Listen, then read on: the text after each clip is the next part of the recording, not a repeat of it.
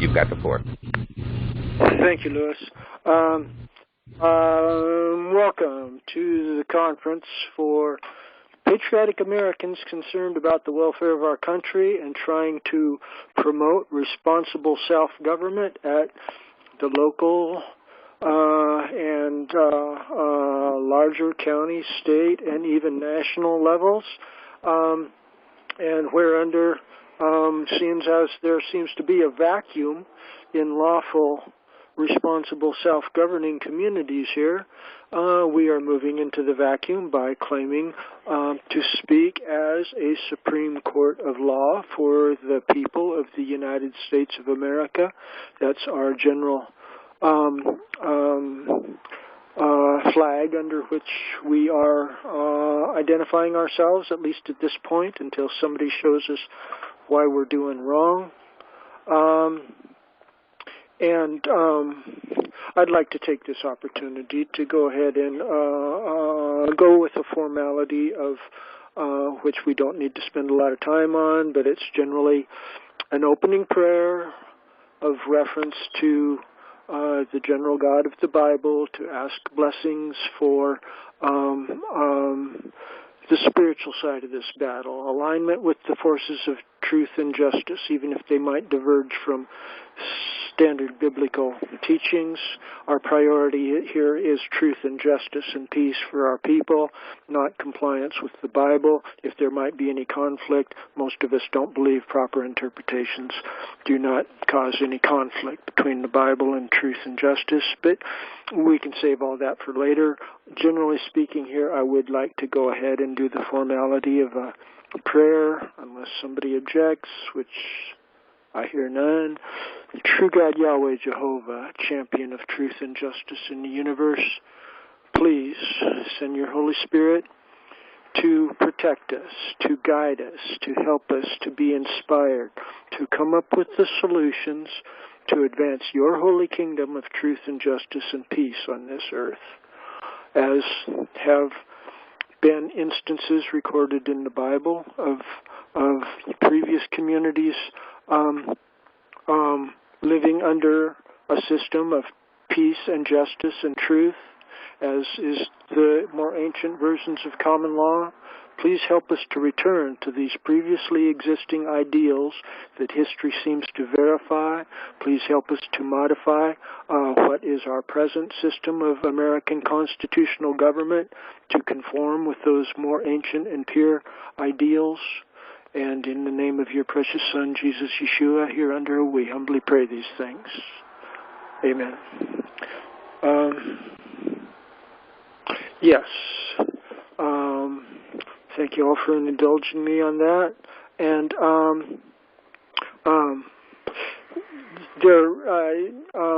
Abraham has suggested that we begin during these a little bit slow parts by outlining a few fundamentals. That does seem rather good. But even before that, we were talking earlier about the necessity, the optimal mode of interaction in these conferences is if people can keep their comments short and then release the microphone, release the floor, yield the floor to others and or the moderator, and then if there's follow-up, the microphone can be directed back to the individual, but it's good to take breaks and share the microphone.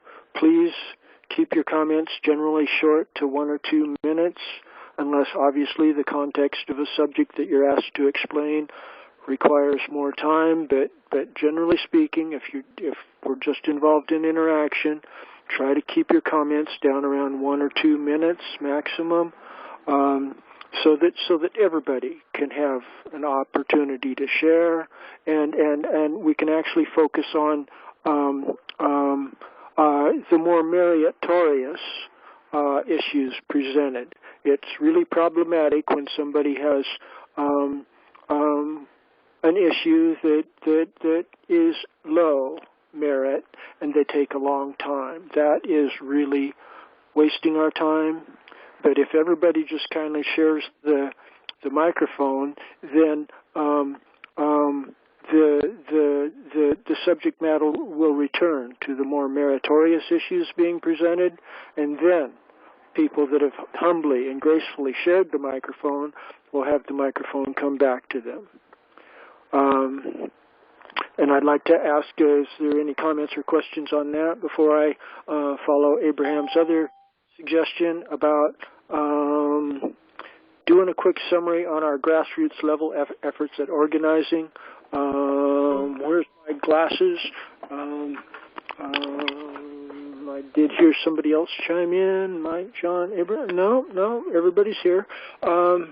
Yeah, comments, questions at this point? I think I'm inclined to launch into a discussion, like Abraham suggested, about the general township issues. But comments, questions, anybody real quick?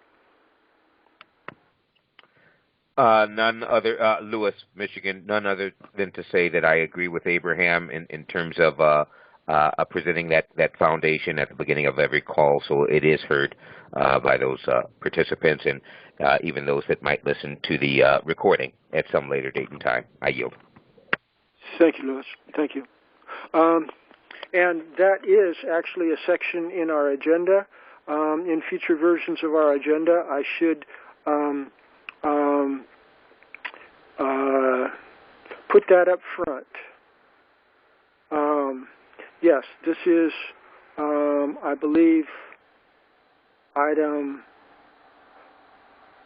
5 in our agenda. Talking about, well, is that item 5? No, that's item 6. Item 6 in our agenda. Yes. And in future versions of our agenda here, I'll put that up front because that is the foundation from which we're building. And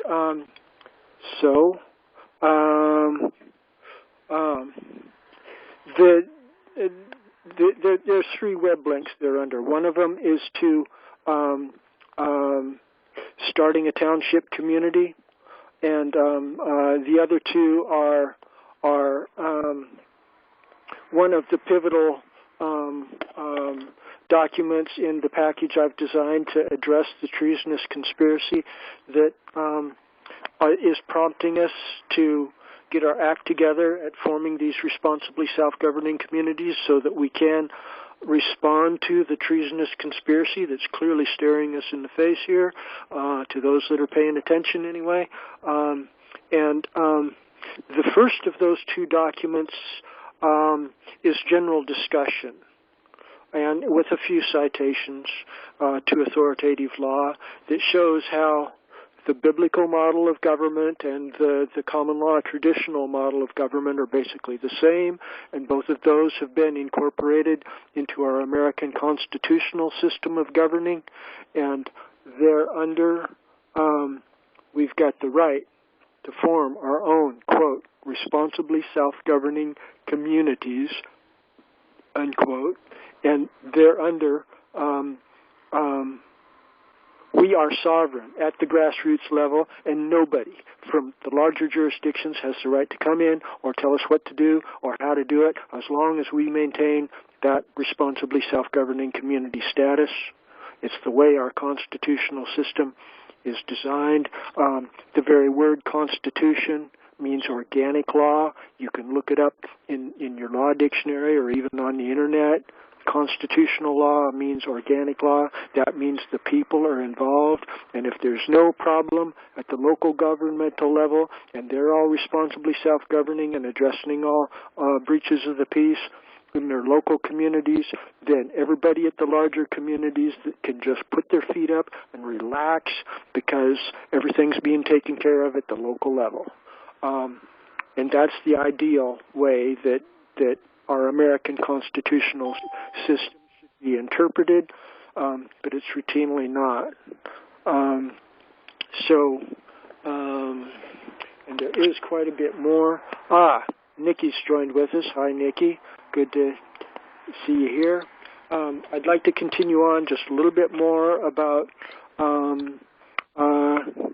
the townships, under the biblical model of government as well as the common law tradition, your local community where everything starts is your common law township jurisdiction.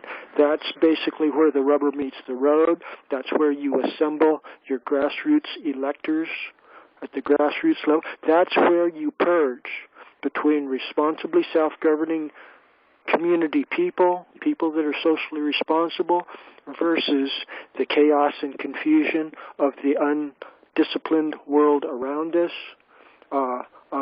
There's people on both the left wing and the right wing, in the Republican Party and the Democratic Party, that are completely incapable of responsibly self-governing. They're loose cannons, and conversely, there are people in both of those parties and political ideologies that are good people, that are just a little bit misguided, that we can work with.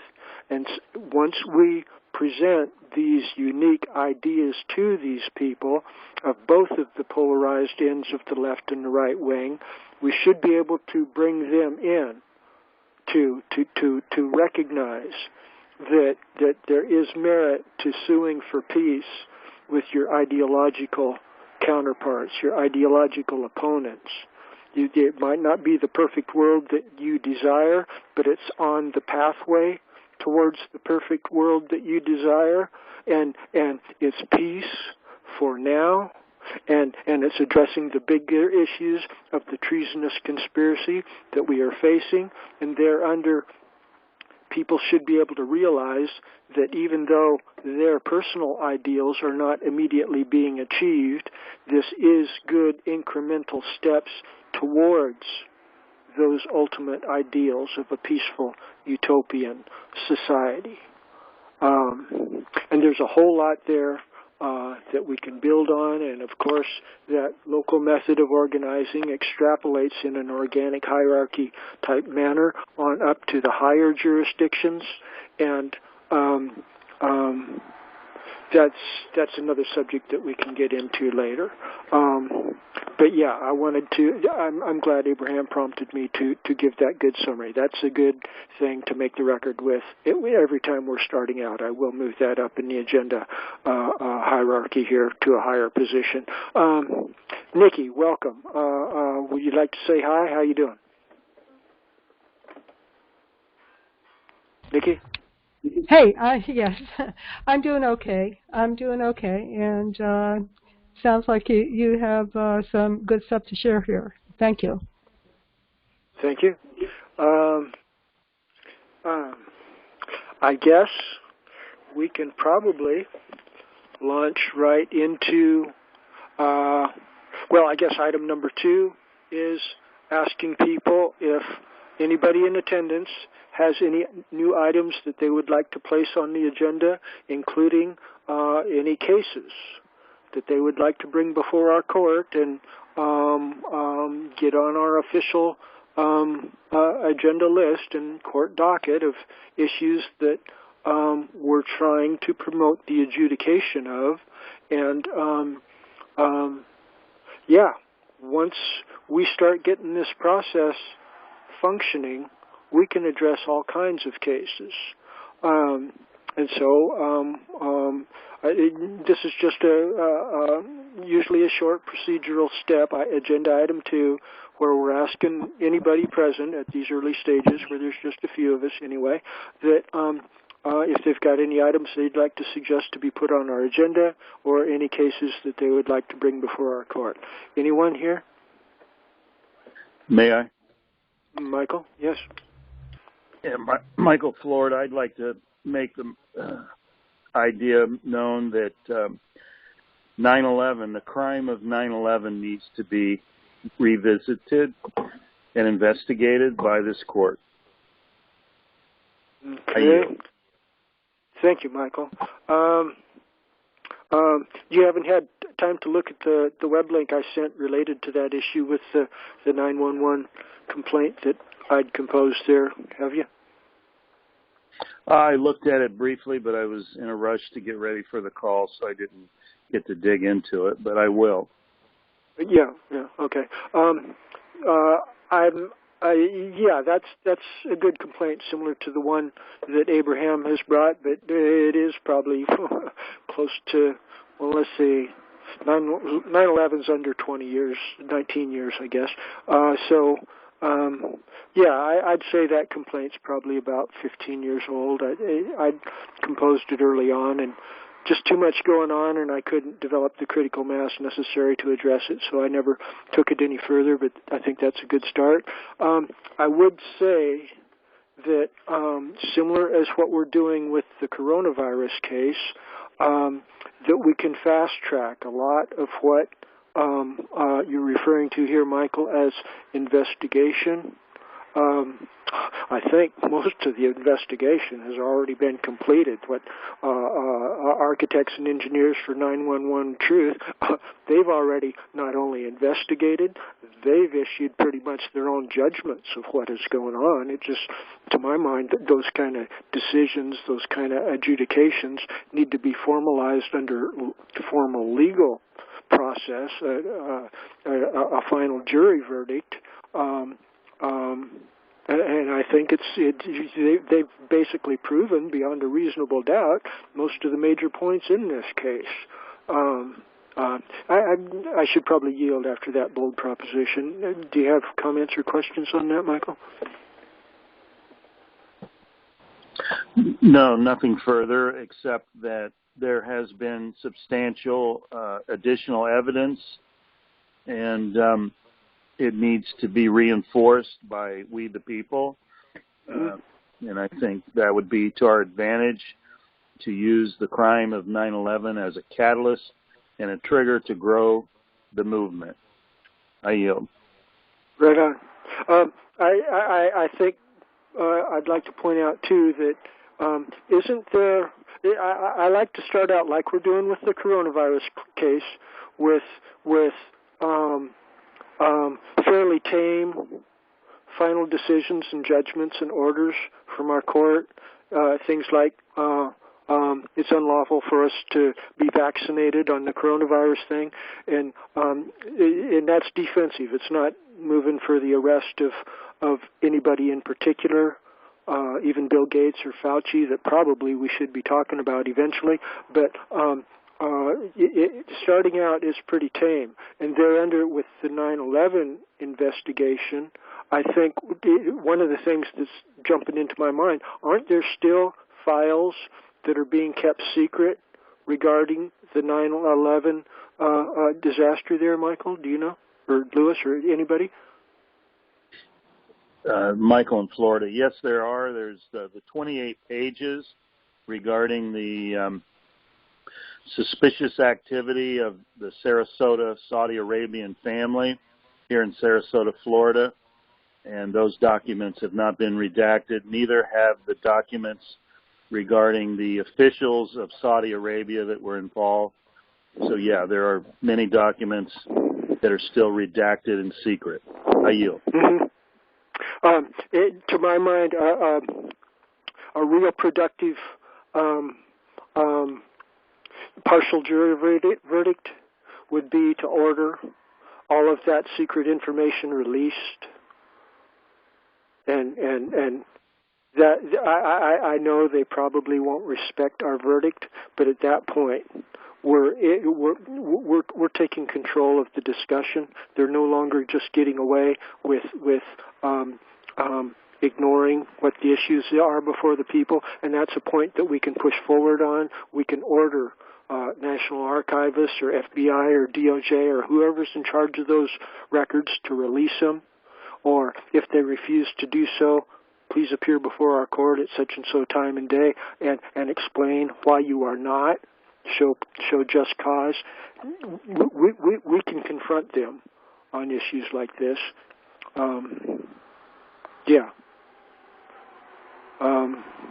And related there too, I know you've also been concerned about a number of the assassinations, Kennedy, Martin Luther King, two Kennedys, and I imagine Martin Luther King and Bobby Kennedy, but I know for John F. Kennedy, there's all kinds of secret archives that they haven't released there. And if we did something similar on the Kennedy assassination, and all of them, but particularly the Kennedy assassination, I think that would have the potential to well, we could order all of the secret documents released. See, the people are not speaking on these important issues yet. They've got a military police state form of government, and they think they can just hide things from the people like this because their executive departments is declaring national emergency. Well, declarations of national emergency from executive officials are inferior to judicially declared emergencies or other orders. And we can argue issues of law that our decision is higher than their military decision. And I think that's exactly where we need to be pushing the envelope, not only on this coronavirus issue, but on the 911 issue and the Kennedy's assassination issue. And yeah, that's how I visualize the whole thing coming together.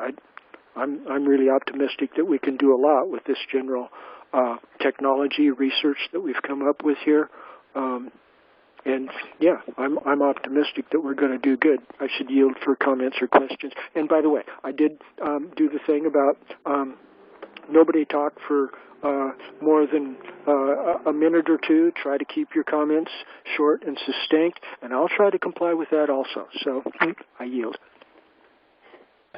Anybody? Charles, are you looking for something that is ongoing, that a case that somebody has had in the courts for a while? Well, those would be good. That we've got lots of cases like what we just mentioned that are of national significance, but part of the mission statement of this court, the Supreme Court of Law, is to help form responsibly self-governing communities and to adjudicate cases.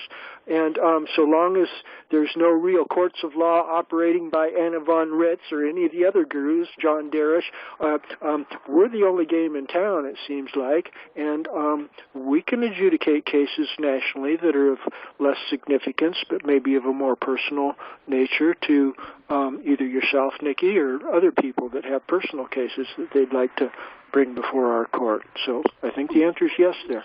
Well, if you're willing to take a look at my last filing, which was last Monday, I don't know if this is what you're referring to, but it'll take probably 5 minutes and not 2. So.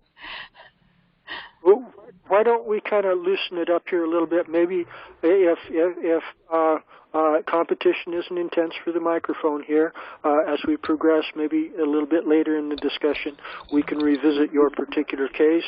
Would that be okay? That'd be fine. And if there's a way to share a screen, it would be easier. Okay? Okay. Okay, sure. And I'd like to welcome Michael's partner, it looks like. Cynthia from Florida is with us, too. Hi, Cynthia. Good evening. Yeah, glad you joined with us here. Thank you. Yeah, did you have any comments or questions there, Cynthia? Not yet. I just chimed in. I'm leaving Michael's side, so I'm like, well, let me go ahead and get the number so I can hear and listen in. Thank you. All right. Glad to have you with us. And so we've called for other cases, and that actually produced some results with Nikki. Thank you, Nikki. And at this point, I think we should go ahead and move promptly along, as is our agenda here, to item number 3, which is probably the biggest issue presently before our community court here, and it is the criminal treason conspiracy complaint that our fellow qualified elector Abraham Duran has presented before our court at my request, and regarding the whole coronavirus issue where people people are responding through a lot of messages of fear that that this is such an extreme danger to our community that we've got to, in essence, turn our American government and our state and our county levels of government, all levels of government in the USA, we've got to turn them into military police state forms of government where everybody is either basically quarantined, locked down, or forced to wear face masks, or forced to shut down their businesses. All kinds of nasty things are happening, and it's clearly turning into a military police state form of government with greater and greater levels of centralized power being assembled by those people that are declaring this emergency. And hereunder, we need legal, lawful positioning to fight back, as has been presented generally in the complaint that Abraham has filed before our court here. And hereunder, we've also composed a rough draft of a jury verdict, wherein some of our first declarations are that and judicial findings proposed in our rough draft for our jurors to try to sign on to, for people that are courageous enough to actually stand up and be counted about injustice and evil that is confronting us. One of the first issues is vaccinations should not be forced on anybody, and our American people, if our American people do not want to be vaccinated, they can resist with whatever force is necessary any forcible attempt by any government official to forcibly vaccinate them. That's our jury verdict judgment, and people can present our jury verdict judgment to cops or military officials or anybody else that's trying to forcibly vaccinate them, and they're under the Seventh Amendment. We've got authority to resist with force whatever type of forcible vaccination process they might be scheming to implement against us. And there's other issues that we're addressing too, as we're just trying to get our legs under this. And so I hope most of the people here are at least somewhat familiar with item number 3 in our agenda, and I believe Lewis has got it up on the screen there. And there's web links there under Lewis had the documents up as well as our agenda items. The agenda is showing the web links to the documents that Lewis also had up there, and so yes, people can review the specific early declarations that we're making, findings of fact, conclusions of law, things like that.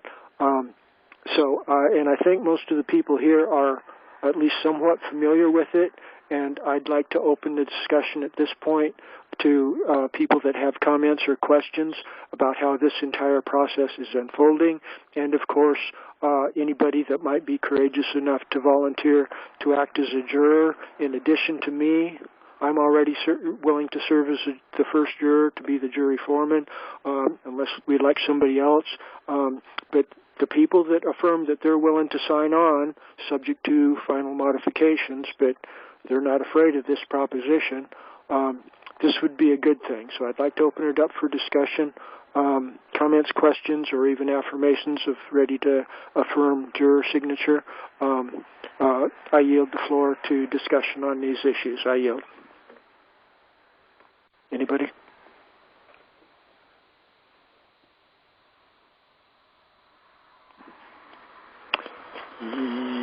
Yo. Abraham is the one bringing the complaint, and there's a common law maxim that a man is not a judge in his own case. And so since Abraham is the moving party, he's bringing the case, he can't posture as an impartial judicial officer, but I can. I'm not the one bringing the case, and the rest of us can too.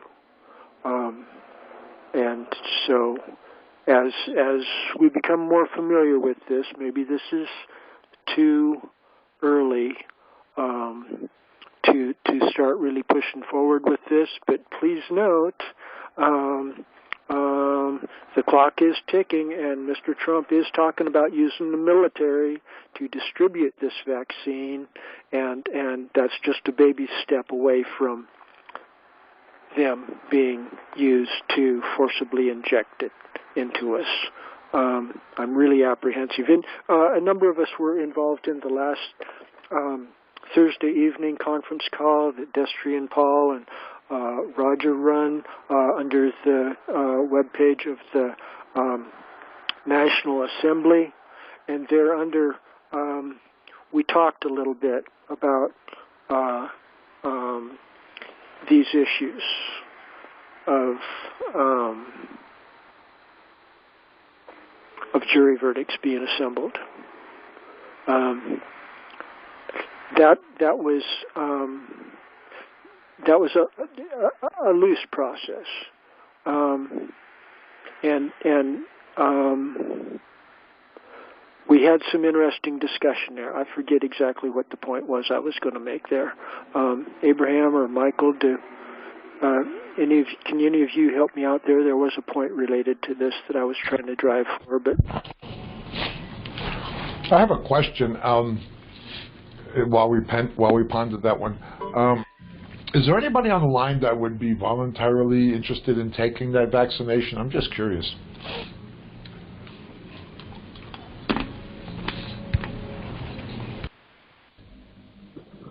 I certainly wouldn't. For the record, I don't even do the flu vaccine, the regular influenza vaccination, nor does my wife. I yield. I spoke to a police officer here in Vegas a couple days ago. He was helping me fix a flat tire. And I asked him, he was wearing the mask on the road there. And I said, would you be willing to take that vaccination when it comes out? He said, absolutely not. But he was wearing the mask. And he said, absolutely not. He said, I wouldn't be the first ones to be taking that. I'd wait to see what it does to other people first. That's what a cop said. Sure. But, however, Abraham, I appreciate that cop wearing the mask, though. I feel that that's an appreciation and consideration of others. So the thing is, when we get to mandating things, okay, when things become obligatory, it's now gone to a different level. So my question on this is completely different as to why wouldn't one being wished to, look out for the care of another. And I think that this virus has exposed disparities, across the board. So I refrain from bringing those type of issues up during this type of conversation because, again, what we're talking about here, as I comprehend it, are forced vaccinations. So, yeah. I yield.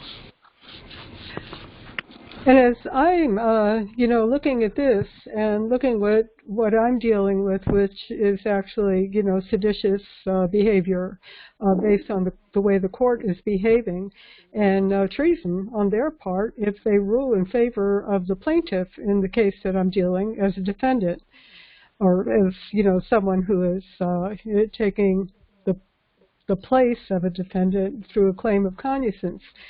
So there is a lot to be looked at. If we were looking at it, if I were looking at it as a tree, I would see, Abraham, what you have here as the trunk of the tree, where I'm getting at the roots of it. Because what this all boils down to, in what you're saying, yeah, they're making these laws upon which we must act. However, the laws of nature and nature's God is the second mandate of that first paragraph of the Declaration. When in the course of human events, and we are in a current course of human events right now, it becomes necessary for one people to what? Number one, dissolve the political bands which connected them with another. And number two, is then to assume amongst the powers of the earth a separate and equal station to which the laws of nature and nature's God entitle them. And certainly we are entitled to building up our own immunities toward anything that is out there, because that's the way it was designed to work. And number 3 is having a decent respect for the opinions of mankind, declare the causes which impel to the separation. So 1, 2, 3, but a tree has got the trunk, it's got the roots, and it's got branches and twigs and leaves. You know, the mask is leaves, and the twigs are, you know, kind of what this vaccine is all about and stuff like that. But you're getting at the trunk of it, definitely. So there's various ways to look at what is going on and how to attack it depending on where we're at with a particular situation. Thank you for letting me rant. I think I was under 2 minutes. I will mute. Thank you, Nikki. I'm sorry my phone dropped connection there. And thank you, Louis, for filling the gap, and anybody else that might have jumped in there. I think we can. I'm glad to hear you explaining a bit more about your case there, Nikki, and what your focus is. I don't know what all I missed when my phone line dropped there. Would anybody like to bring me up to speed on anything that might have been important that I missed?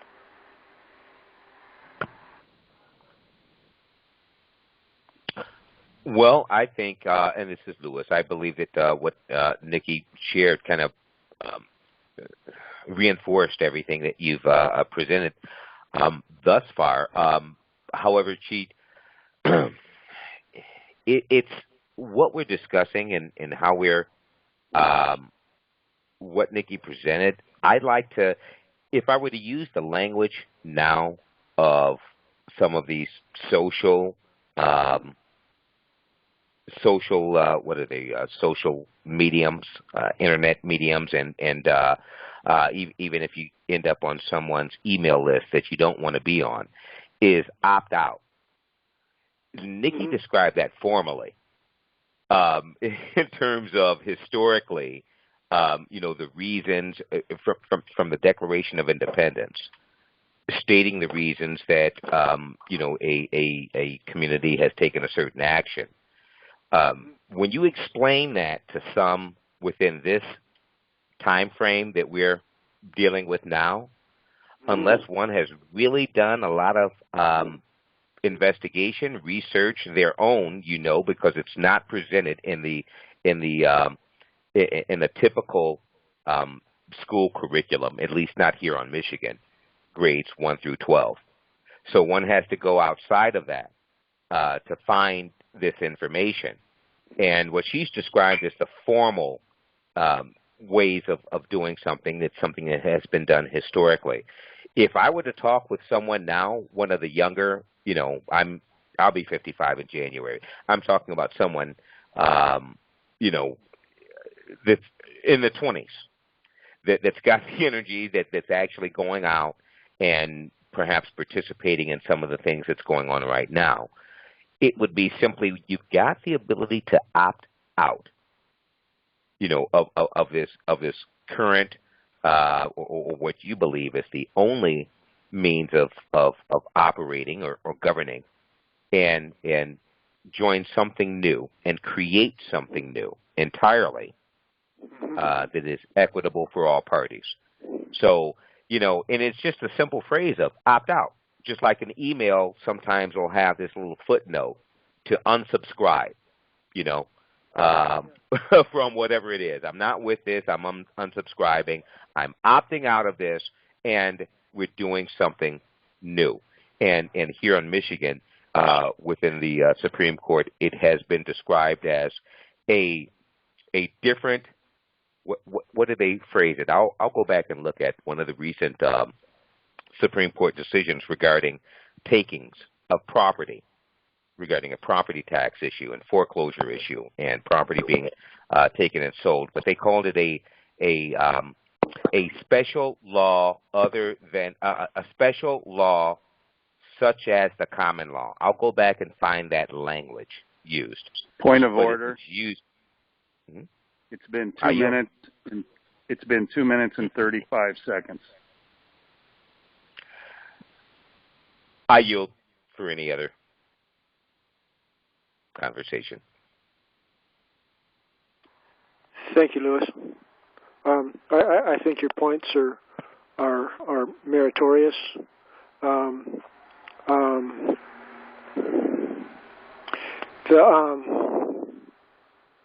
Yes, the grassroots younger generation, and having presenting them with the option of opting out. As a matter of law, that is a legitimate option that this conference, we as a collective, as I comprehend all of us, should be encouraging. The big bottleneck is, this is why the younger people need the more mature people, and even though I've got 12 years on you, Louis, you're still 54. That's way more mature than these 20-year-olds that you referenced that are having to make these decisions. And it seems like, and they just come out of the brainwashing indoctrination public school system, and so they're finally trying to talk to God and get orientated in the natural, real world. And unless they've got some kind of mentors with a little bit more maturity under their belt, they're probably lost, sick puppies.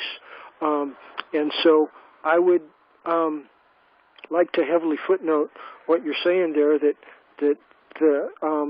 the people need, especially the young people, they need more than just that they've got the option to opt out.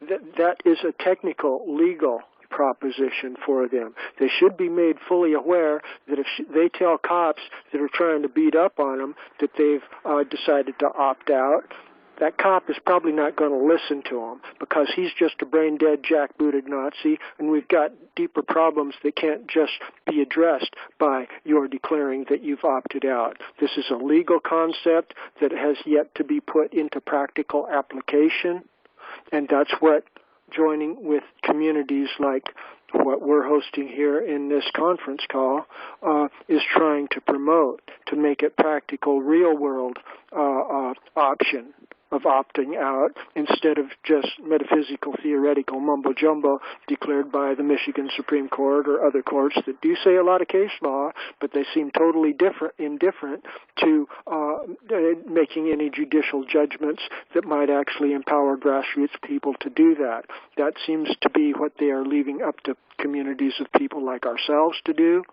And it seems like we're the only game in town to actually make that practical and real for local communities of young people.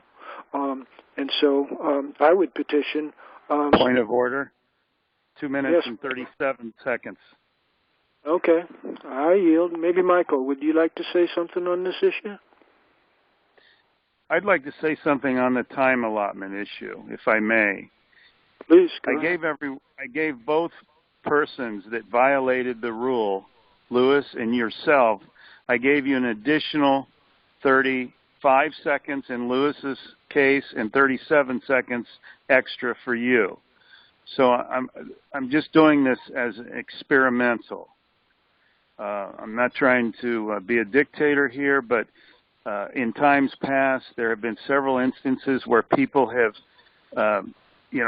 belabored points well beyond their necessary time, and I'm not saying that either one of you did that, but this is something we really need to consider, is making these meetings streamlined and pithy and substantive, and I think by watching our time usage we'll accomplish that. So I yield. Thank you. Thank you. If I might respond to that, Michael, and this is the exact kind of good, healthy discussion that I like. But I think in previous conversation I voiced my apprehension about specific time limits because frequently it takes a lot of thought to get a proposition floated as something that maybe has community interest. And then once we get up and talking about it, there's a lot of different picture puzzle pieces that kind of need to be clearly put together in order to make a complete picture of a complete proposition, so that then we can put down the microphone and other people can talk. And especially, I think, when the concerns that you're voicing, Michael, and that are where time limits do come into a stronger play, I do think is important when there's competition for the microphone and there's more people involved. But I do think that when there's just a few of us here, there's only a handful of us here, and the inherent nature of the issues that we're trying to discuss, they're a bit of a seriously complex issues, and frequently going over, I think, to 3 or 4 or even 5 minutes, especially when there's only a few people here and the competition for the microphone isn't intense. I think it might be in the interests of promoting justice and advancing the work to go ahead and be a bit more liberal here and indulge people when they're going on a little bit of a longer explanation. But it's an interesting subject that they're talking about, and nobody else is competing for the microphone. I kind of think maybe we should relax up the rules there a little bit, and I'm floating that generally. I'm not trying to put you in the hot spot, Michael, but I'd like to yield here for comments or questions from anybody. I yield. Well, if I may just respond briefly to that. The fact that I gave an additional 35 and 37 seconds demonstrated the liberal, flex that I was giving. And I just think, we need to be able to practice at being orderly, and when there are few people, that's when we should probably try to practice it the most, at least the core group that's involved.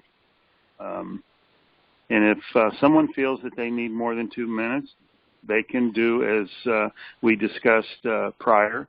They can stop themselves and ask for an additional amount of time. And if anyone doesn't object, then that person proceeds. I think that would be a good way to handle it. I yield. If I may, this is Cynthia in Florida. Yeah, Cynthia. Yeah, I've listened to these calls for a while.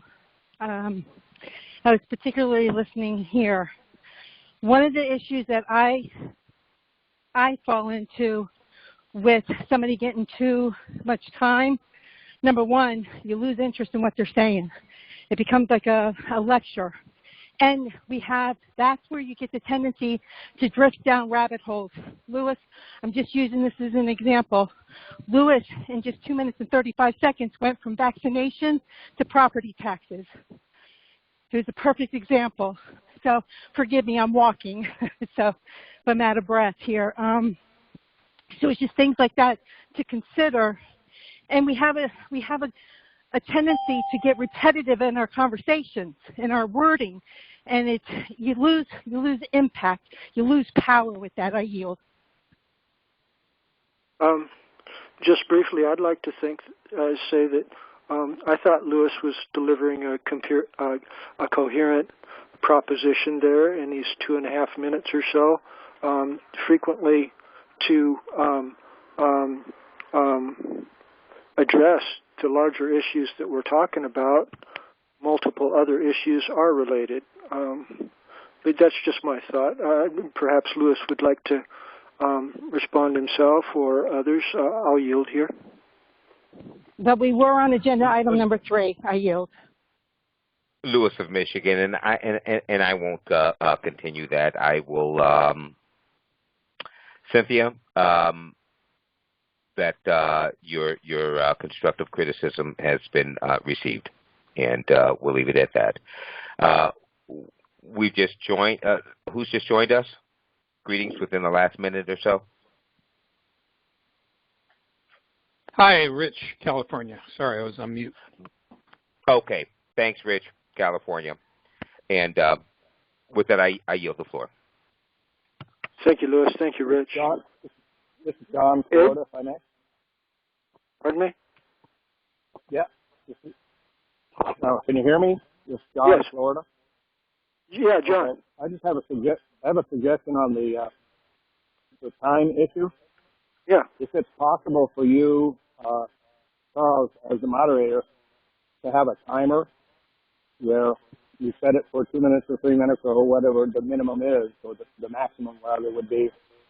When you reach that point, you just make it some kind of a ding so the person speaking hears that. And then that would give other people an opening if they have an objection to what's being said. That's my suggestion. Are you?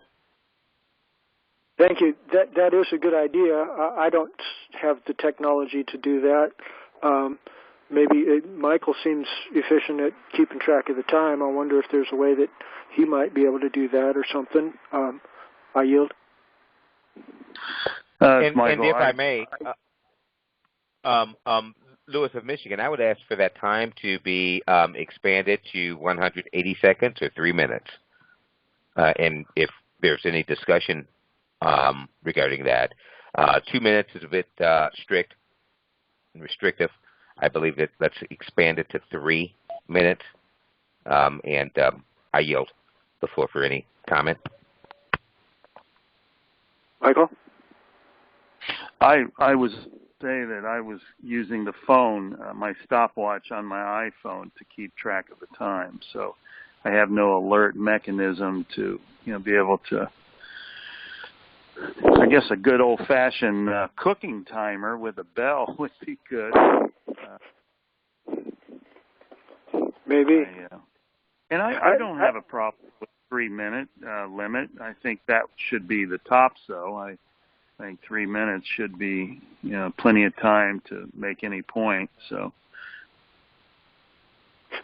I'm inclined to agree. And again, 1 to 3 minutes. If you can do it in 1 minute, if you've just got a quick and dirty one, try to keep it under 1 minute. But if you got something heavy, go ahead and push it on up towards 3. But the point is to be concise and succinct and productive with your commentary. This isn't a storytelling time. And bingo. So, if I guess, is there any objections to us embracing formally for this group the idea that we should have a general requirement that everybody should limit their comments to under 3 minutes, and the process, if you have more to say, is to yield the floor and then wait for somebody to graciously turn the microphone back over to you so that you can continue if there's no objection from the group. Lewis of Michigan, agreed. Thank you, Lewis. Others? Is there any objections? Anybody? Hearing no objections. It sounds like I've got a little bit of company visiting my house here. I need to take just a 10-second break here. I'm going to mute myself.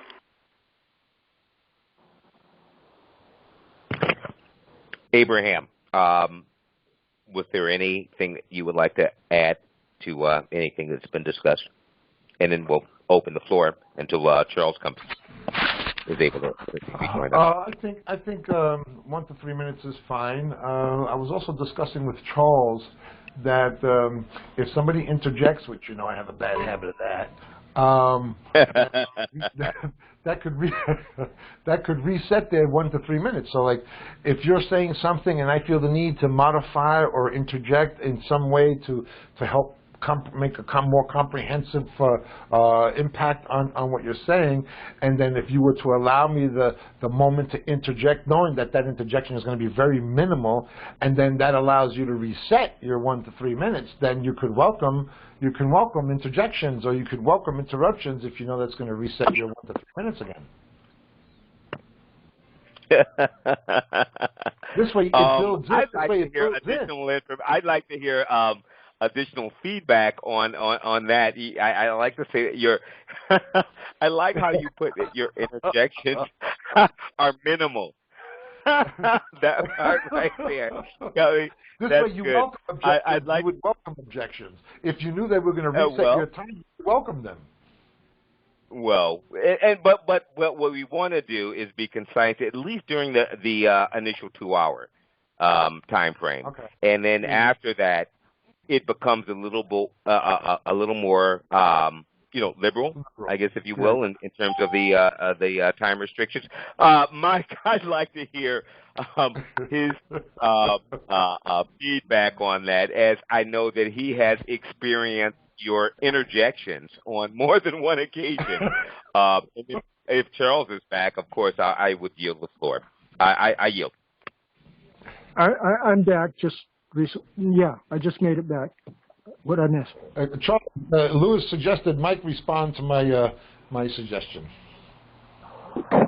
If I may, this is Michael in Florida. Yeah, I think the idea is worthy to yield back the time when someone wants to interject. The speaker with the floor yields, but then his time resumes after the interjection. I don't have a problem with that. Is that correctly? Am I representing it correctly, Abraham? Not quite. His time doesn't resume, it resets. Oh, it resets. Yes. Okay. So in other words, that 3 minutes, if Abraham interjects and that time resets, and see, Abraham admittedly says that, he might have the tendency to do that. Okay? And this is on recording. No tag teaming. Exactly. Thank you, Nikki. So think about that. So Abraham and Abraham, knowing so, and we are practicing self-governance. We would ask that moving forward that you really limit that unless the need really exists for you to interject at that moment. Because Charles, how would you know if it really exists unless I interject to let you know? You've got to interject, but see, then everything is subject to an audit, basically, from all qualified electors on this call. Was that really needed? And see, that's the issue that I think that you might want to consider before doing so. Or could this have waited? Could this have jotted? I keep 3x5 cards by me, simply so I can jot something down. Do one of the cards have hyper attentive deficit disorder? But listen. I get that. I understand that. Believe me, I understand that more than you know. And if you and I would like to discuss that outside of this call, I'd be more than willing to do so. So I get it. I really do. No, I do. So, but that's what we may have to practice moving forward. Jot it down, because if we interject at that moment, then the speaker's time would reset to another 3 minutes, and we really have 2 hours, 120 minutes of business call, and then the open table or round table discussion. Can it wait? Can it wait perhaps to the end of this statement? Those things I think one needs to take into consideration. As we promote self-governance. I yield. Right. May I? This is Cindy in Florida again. The thing that we need to keep in mind is that we're dealing with the best of the best, so to speak. Okay? You guys are smart enough to figure this out. And keep in mind that your audience is also smart enough that you don't have to get into every little detail and treat each other like kindergartners. That's been the problem, why we feel the time limit is necessary. We're the smart guys. We got to remember that. I yield. Mm-hmm. Thank you. Thank you, Cindy. Yeah. I'm glad we're developing a loose consensus on these important issues, because procedure is everything. This gets to due process of law, This gets to the very core of the issue of justice. We need desperately to be focusing on issues of substance rather than superficial issues. When we're all of us, including the moderator, such as myself, is subject to time limit, but we can continue on with subjects that are of primary importance, because we're getting checked by the community that's participating in the conference here. Then this is a really healthy environment where only the only discussion subjects that will get opportunity to be fully expressed will be those that actually have the legitimate concern of all of the electors and constituents in our group here. I yield.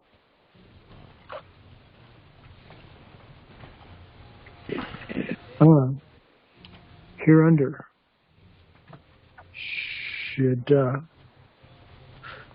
I think maybe we've covered that issue fairly well, and I think we were on agenda item 3, referencing our complaint about the coronavirus and how we're proceeding there. I am in the process of 2 issues. Updating our jury verdict so that instead, I've presently got it separated into 2 sections. One's the general jury verdict and the other is the specific provisions. I'm going to put that back together so that there's not 2 parts, so that it'll just be one document. And I'm currently working on that, and I do hope to have that finished before our next Tuesday conference. And the other point is that related to this issue, we've and this is why I was referencing the Thursday evening conference with Destry and Paul earlier. On that conference, we were talking about the coronavirus jury verdict, naming as well the complaint that Abraham's bringing. We can amend the complaint to include 2 people, and one of them's already named. Attorney General William Barr has already been named in this current version, and so with regard to him, the question on the table is whether or not we should remove him as one of the listed defendants. That's one of the co-conspirators here, and especially in light recently, Barr has made some really courageous statements about the lockdown being similar to slavery, and other than the issue of slavery in American history, this is the second most serious infringement on so-called civil rights that our history has known. Hey, and Bonhoeffer. Can you wait until I'm finished and try to more gracefully? Pardon me? Sorry. William Barr has made a noble and honorable concession, I do believe, to the effect that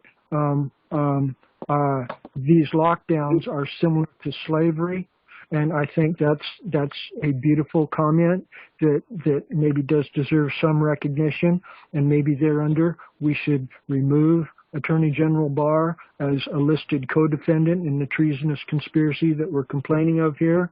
And if I might fudge just a smidgen over 3 minutes probably to complete issue number 2, is Donald Trump is at the head of this entire military police state form of government that we've presently got. Barack Obama and others have done it before, so it's not a partisan thing. But Mr. Trump is in the pilot's chair here, and so Mr. Trump would be issue number 2, priority number 2, about whether or not we should name Mr. Trump. In addition, to Mr. Barr. That's two decisions that our community, I'd like counsel from our community here on both Mr. Trump and Mr. Barr, whether or not each of these people, both, neither or one or the other, should be named as criminal conspirator defendants in the complaint that's being presented before us. And I'd like to put that concern before the community here. At this point, I yield.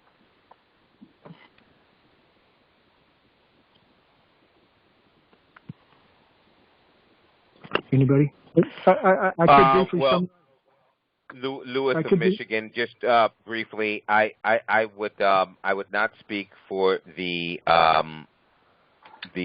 representative of the Great Lakes region, which is Nancy, and I will ask Nancy if it's time convenient for her to participate, but be it that she is not here, and I would then step up perhaps as an alternate, although that is not a position that I would choose to be in. I would suggest that you do not remove Barr from any complaint, and I do not believe that his statement equating this mask wearing with the enslavement of a people of a certain ethnic group as his get-out-of-jail-free card, so to speak. So no, if I were to have to speak for the representative of the Great Lake region, I would say no, and that not even be considered. And you considered all of his other actions as opposed to this statement in an attempt, in my opinion, to appease a certain population. Number one, the two don't equate. The two, let me state that unequivocally. The two do not equate. So that in and of itself is offensive to a being like myself, which is well aware of the atrocities that were committed during the enslavement of another human being. Okay, I don't call it slavery. I think the plantation society was perverted. Okay, agreed. And these people were not these people were not slaves. These people were enslaved by a population. And simply that change of language changes the perspective. So with respect to the time limit that we have agreed upon and come to consensus on, I would yield. Thank you, Lewis. I would point out that Barr wasn't referring to the masks. He was referring to the lockdowns. I yield.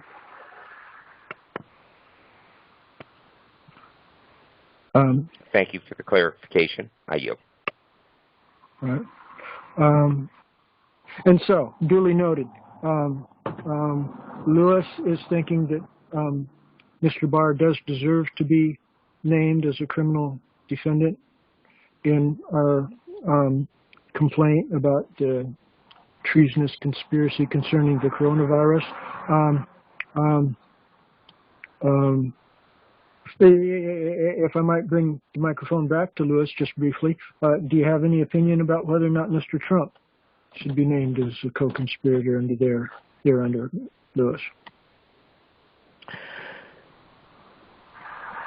Yes.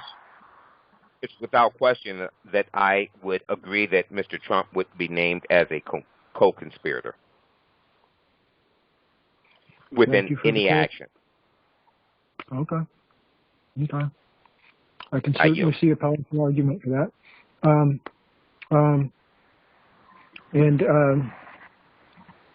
I guess it's kind of between me and Abraham to make the final decision here mostly. Abraham, you're the one bringing the complaint. How do you feel about Nothing. I don't think anything can happen without the Commander-in-Chief's consent. So at least to the point where we are familiar with his power to do so, I think it's a puppet office anyway. But certainly he can intervene in and weigh in on any side that he chooses. Whether or not he would survive the intervention, unknown. But yeah, absolutely, I'd put him in the crosshairs. So, is that with both Mr. Trump and Mr. Barr, Abraham? Absolutely, because they are all the architects of power. They are all in the architects of power. I don't think any of these guys are without stain. Thank you, Abraham. Comments, questions from others?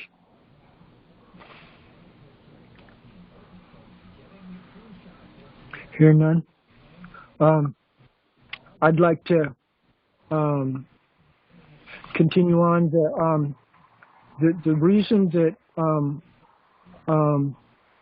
I was hesitant to name Mr. Trump in the first place was because of as I was bringing this together, I was really optimistic about building more community with the other conference, with Destry and Paul and the National Assembly Group and Roger, and some of the others, such as the Colorado conferences. There's a lot of people that are serious, good, right-wing people that are honorable patriots, no doubt, and they continue to hold on to the ideal that Mr. Trump is going to do the right thing at the last minute and start making America great again, and everybody's going to have peace and justice, and if we just kind of trust the plan and stuff like that. And I was trying to avoid artificially inflaming people like the National Assembly Group and the Colorado Group that are big Trump supporters, no doubt about it. But it seems, as of more current developments with the National Assembly Group, that those people are being quite unreasonable on a number of fronts, and that we might have to just write them off, at least their leadership. And they're under, I'm more inclined, at least than I have been in the past, to go ahead and follow what Abraham and Lewis are here suggesting, that we name these powerful individuals as co-conspirators, even though we don't have to focus on them primarily in the prosecutorial process. We can kind of downplay it, but I do think, I'm open to constructive criticism. We're just discussing at this point. But within the next week or two, I think we should make this decision firmly about whether or not we're going to, in our amended version here, name Mr. Trump and or Mr. Barr. So is there further discussion at this point from anybody, or should we go ahead and try to move on to item number 4 here? Well, I would like to make a quick comment that Trump has made very clear his position, whether there are other interests speaking through him or him speaking for himself, that he's willing to deploy the military, to have them in position to at least hand out the viruses or play a role in the distribution. And it's just one hairbreadth further to insist on armed enforcement of the acceptance of the vaccination. If he's willing to put the military in position to do that, then that's just 1 second away from forcing it on somebody. It's just an apprehension, a very strong apprehension. I yield. Thank you, Abraham. And briefly, I would like to comment. I believe Trump is smart enough to know that this is a dangerous precedent he's setting by talking about the military distributing the vaccine. This is a precedent. This is a game-changing scenario where he's having the military be involved in a process where local communities should be able to do it. It's violation of the Posse Comitatus Act.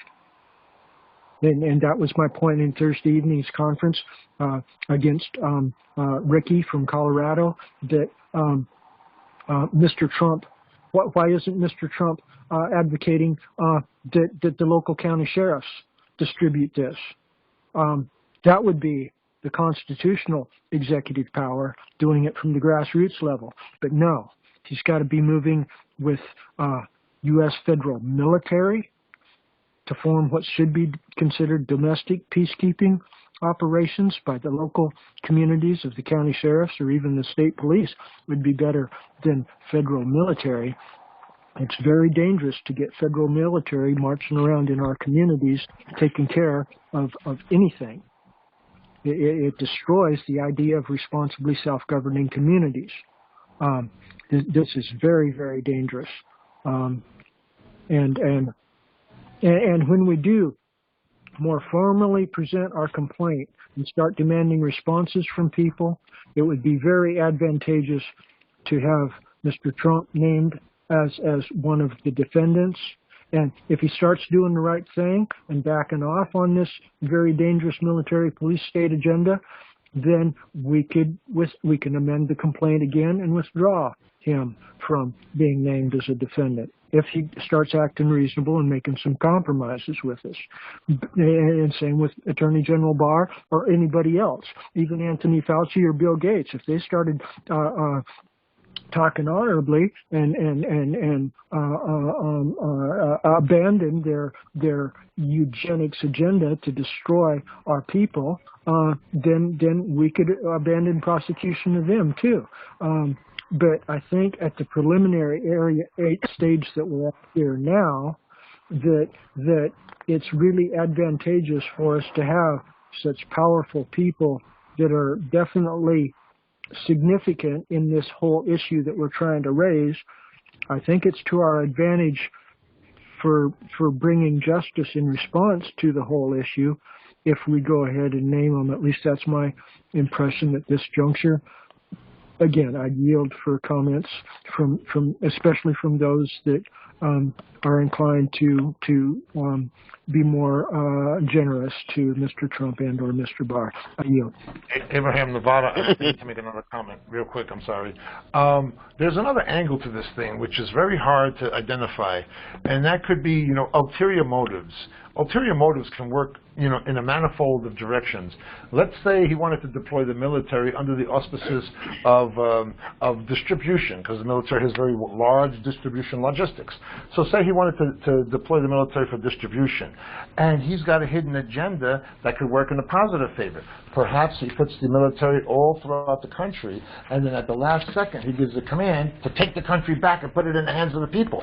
It could be that kind of a scenario too. One just never knows how these people play tricks. That doesn't make sense to me. To my mind, Mr. Trump could be doing that with the county sheriffs, and that would empower exactly what you're saying at the grassroots level instead of making the military enforce it.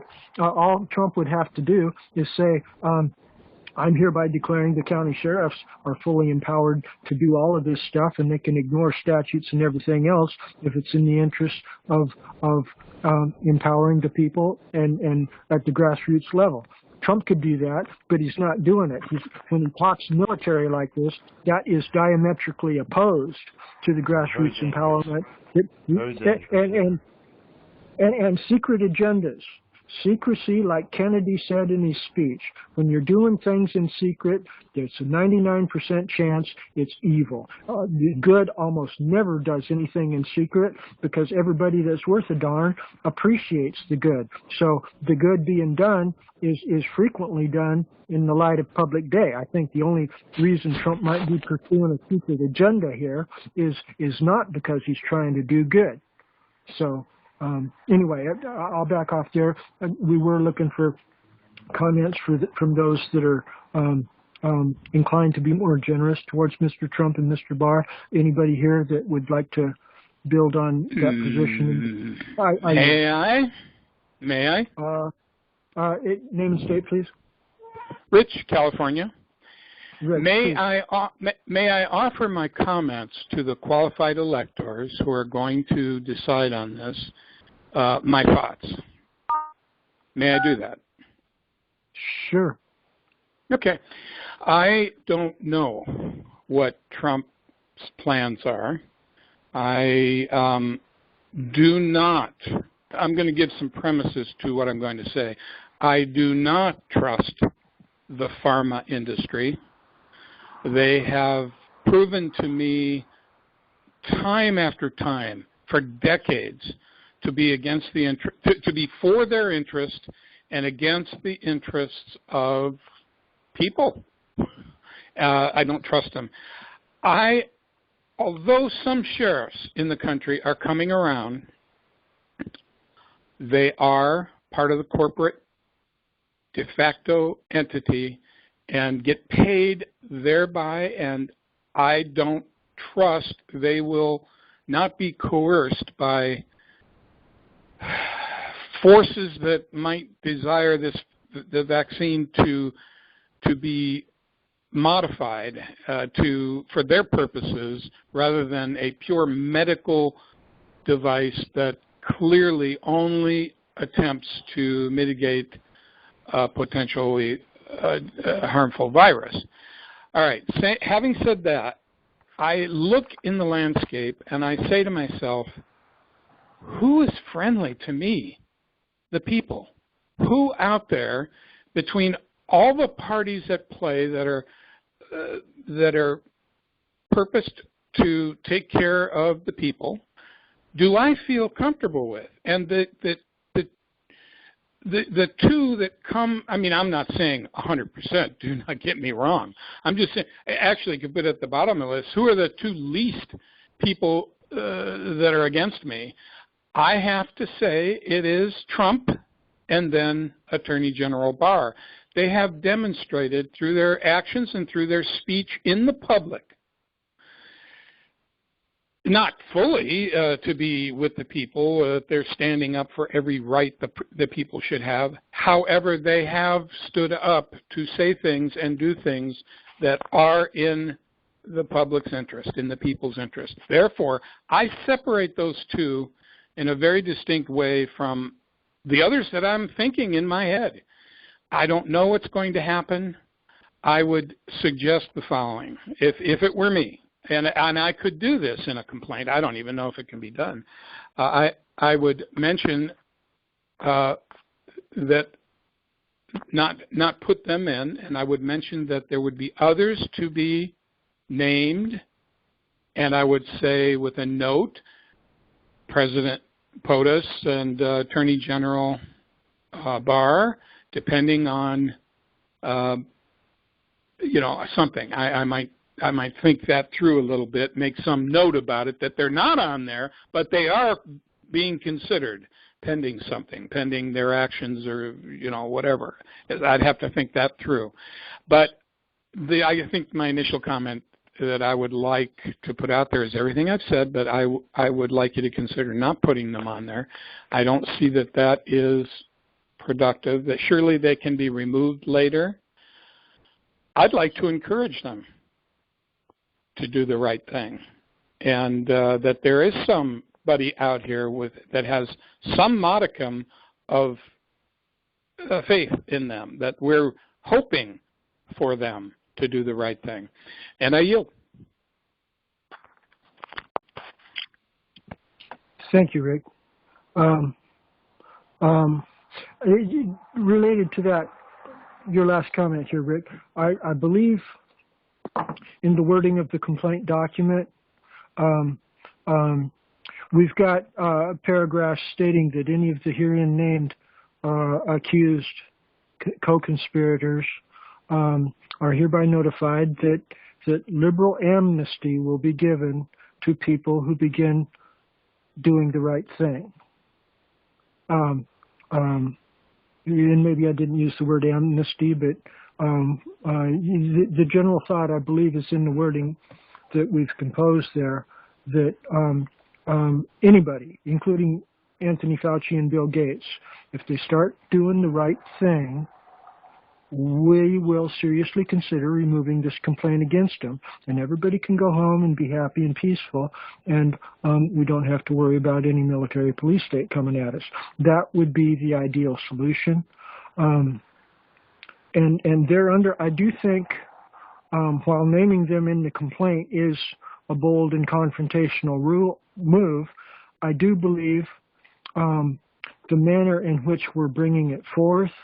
We're not talking about issuing arrest warrants against Mr. Trump or Mr. Barr unless possibly way down the road. But that's only if they continue doing bad. And so I do think that in light of how we're wording the document, and the technical requirements of due process of law. The entire executive department, FEMA, Homeland Security, all of that is under the control of Mr. Trump, and it's heavily influenced by Mr. Barr. And to even advance forward with this complaint without naming them therein is technically speaking, I think, arguably at least, a defect in a procedure, failure to name all of the necessary parties to the complaint. And so I kind of am inclined to believe that this is a matter of procedure. And it wouldn't make a difference if it was a Democratic administration either. We'd be naming them. Just because they're currently in control of the Roman Empire military police state model of government that is the vehicle through which the darker conspirators are advancing their evil agenda here. And again, we'd make the same issue if it was Barack Obama or Eric Holder that were in these positions. It's not about who it is. It's about the inherent nature of the evil form of government that's oppressing us, and that we need some fundamental changes here that reach past this specific coronavirus issue. We need to cure the environment in which this coronavirus issue is falsely being perpetrated against us. So anyway, those are just a few of my comments. I should yield there. I imagine others here might have comments or questions building on this important issue. I yield. Well, if no one else, can I add a 30-second addendum to that? Rich, sure. California.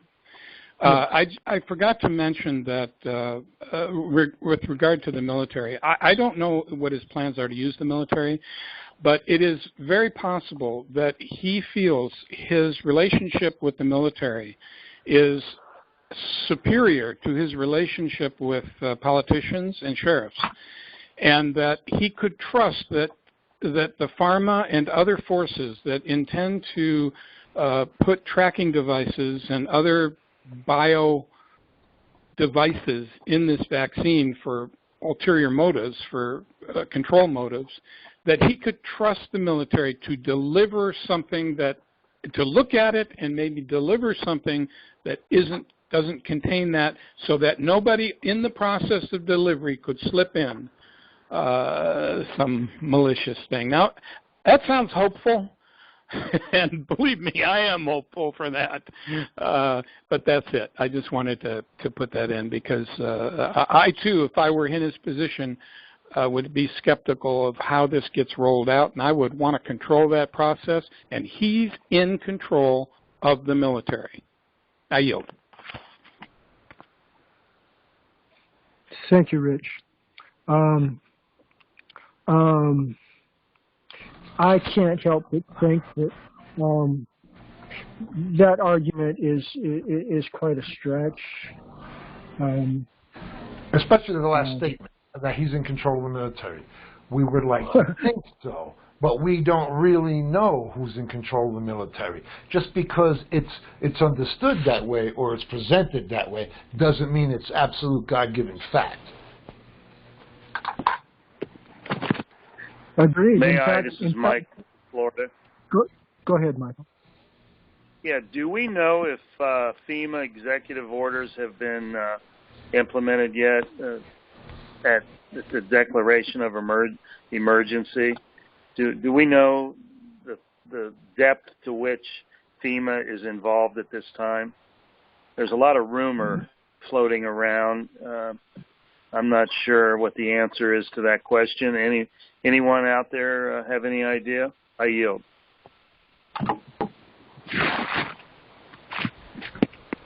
This is Nikki. Oh, Nikki, yes.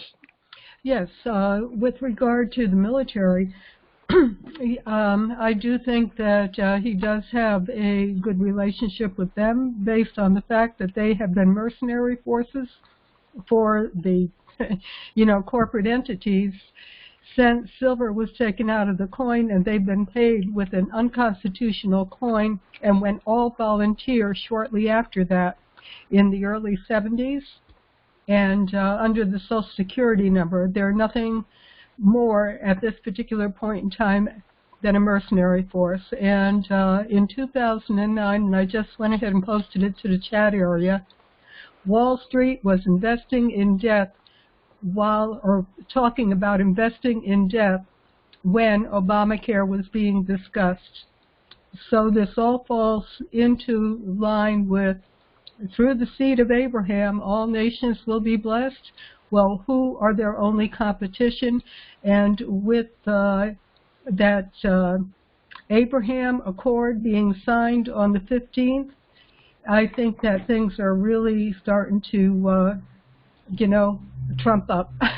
And today is trumpets, right? Anyway, with that, I yield. Thank you, Nikki. That is broadening out to broader issues, no doubt, and those are concerns of mine also. But are there others that have comments or questions on this important issue? If I may, this is Michael in Florida. I asked the question, and Nikki went off in a different direction, but I asked the question if anyone listening knows how FEMA has been activated by the declaration of emergency. There's a lot of rumor, and I'd like to know if anyone out there. I paused and waited, and I didn't have a fair chance for anyone to respond. I'd like to hear if anyone has any information on that. What effect does FEMA have from the declaration of emergency? I yield. Thank you, Michael, for reaffirming that that important point that we do need to explore more fully as we prosecute this complaint. We need to know the details of the involvement of FEMA. That is an excellent focal point, and thank you for again refreshing our collective memory, as I think Nikki did kind of take us over to a sidebar there. So thank you for bringing us back into your main focus. I don't know. I personally don't know.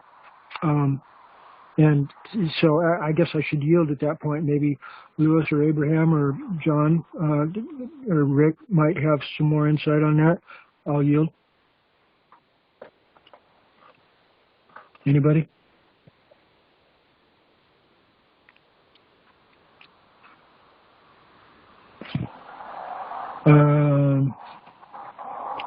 Hearing nobody, I think we're kind of lost in ambiguity here in response to your question, Michael. I don't think anybody knows exactly the status of FEMA and executive orders with regard to this coronavirus issue.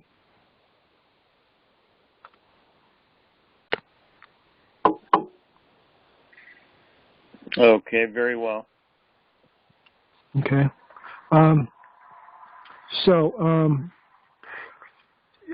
think maybe we have fairly well exhausted the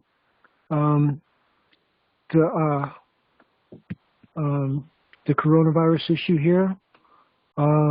Is there any objections from anybody or any additional comments before we move on to agenda item 4?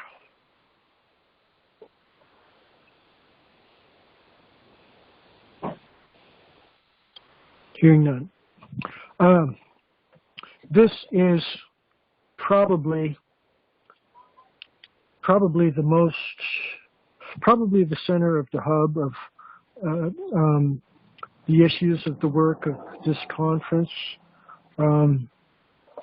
Is the document being referred to in Agenda Item 4 here that, and it's kind of affirmed in the Declaration of Independence where there's phraseology that says that while evils are tolerable, people are inclined to tolerate them. The document I'm referring to here in Agenda Item 4 is the document referred to generally as constructive notice of treason.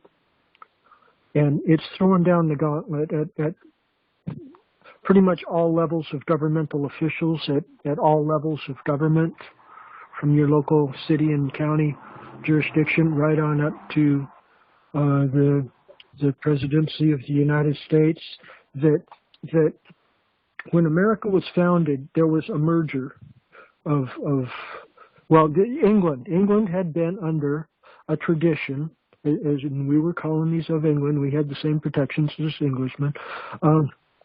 It had been merged between Roman municipal authoritarian top-down law and grassroots common law. We had our common law rights of jury trial, kinda. We have due process of law, kinda. These are all traditions of the common law, but they're amalgamated, they're homogenized, they're mixed with Roman civil law in manners that whenever there's a lot of chips on the table, the powers that be can come in and tweak a little bit of their Roman municipal law to take away our common law and due process rights. And here under Agenda Item 4 is directly confronting the core of that problem, explaining in simple terms that I think the average fifth grader should be able to comprehend, that Roman Empire civil municipal form of law is evil, and it should be completely purged from all levels of government of our United States of America, because it inherently perpetrates evil and abuses of our common law due process rights. And that's a 15 to 18 page document right there, just discussing the issue generally. And then it's supported by a second link document that has all kinds of citations that exhaustively prove exactly what I'm talking about. And the citations are directly linked to the larger constructive notice document, therein showing, making argument about specific issues, and the citations being brought forward in numerical order, in synchronicity with the issues being raised in the constructive notice document.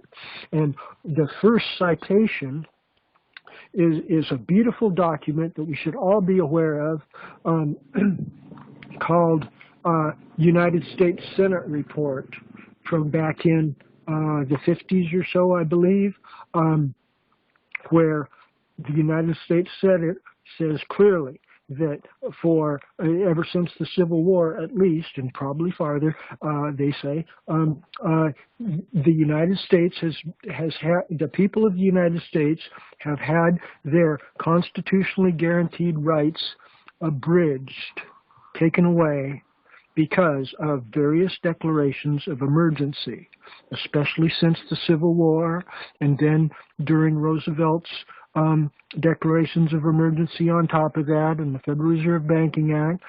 They list them.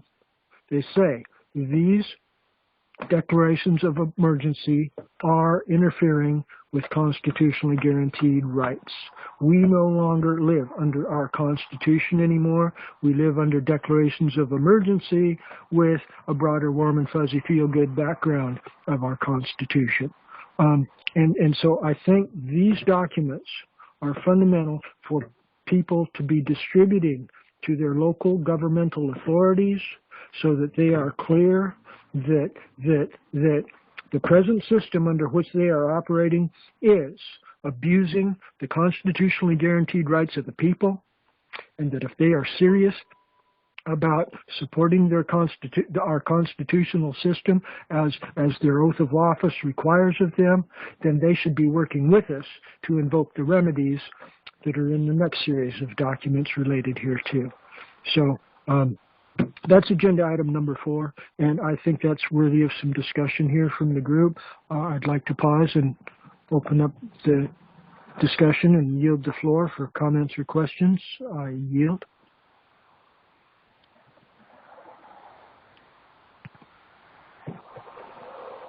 Anybody?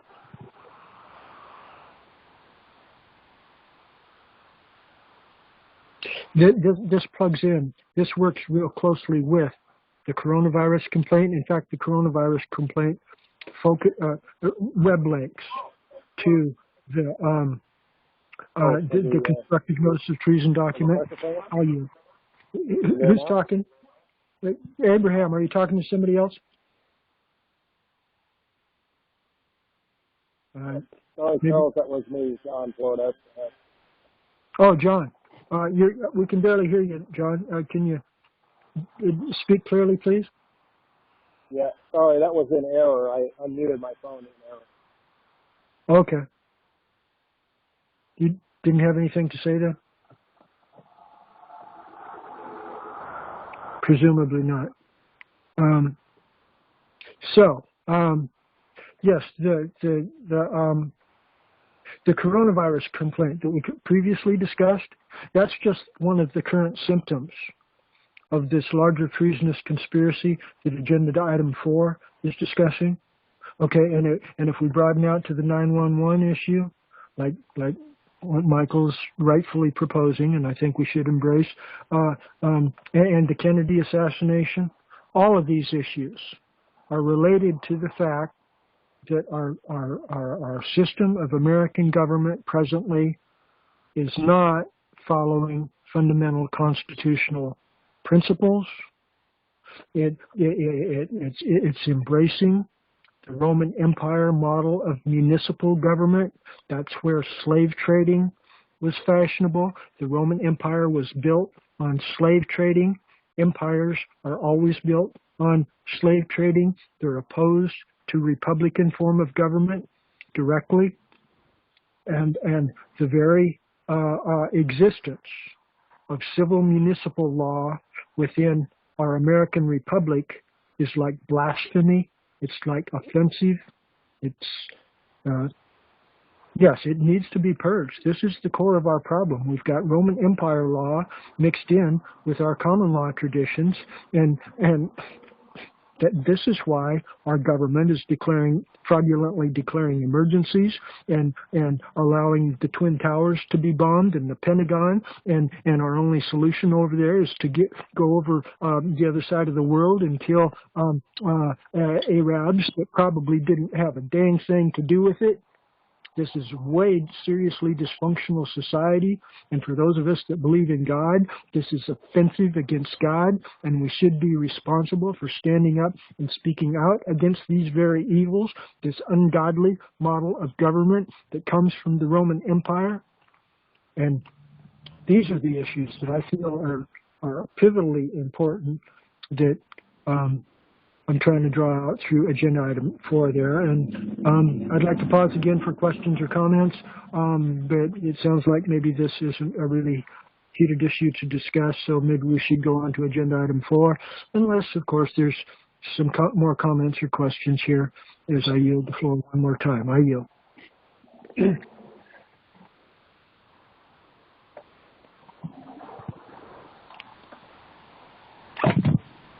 If I may, Michael in Florida, directly related to that issue is the fact that our ability to demand redress of grievance has been systemically squelched by the removal of presentment in 1946 when they changed the rules of procedure, criminal procedure. And since we can't make presentments, we can't function as a jury to demand a redress. We have basically been hogtied. We have been systemically silenced, and it's the fox guarding the hen house through the court system and the prosecutor. And I think we need to make every effort possible to bring attention to the greatest criminal conspiracies in our history.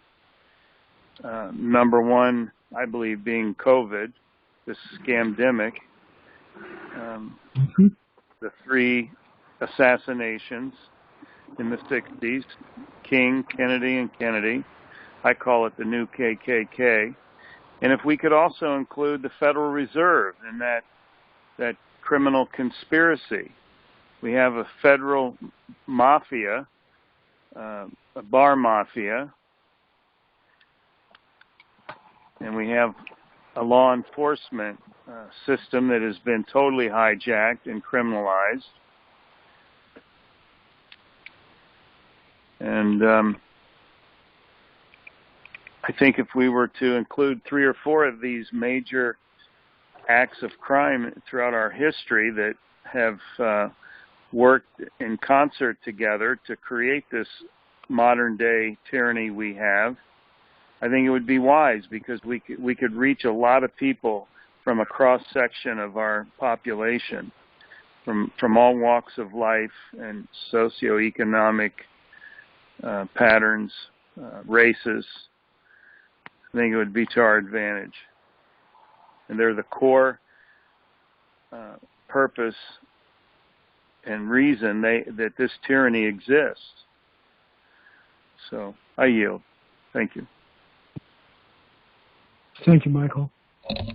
Hey, this is Nikki again, and along with what he just said, a wheel conspiracy, there is definition that I just posted for wheel conspiracy, and I'm eating here, and I just typed that with one finger, so it's not probably very clear, but it goes along with what he's saying.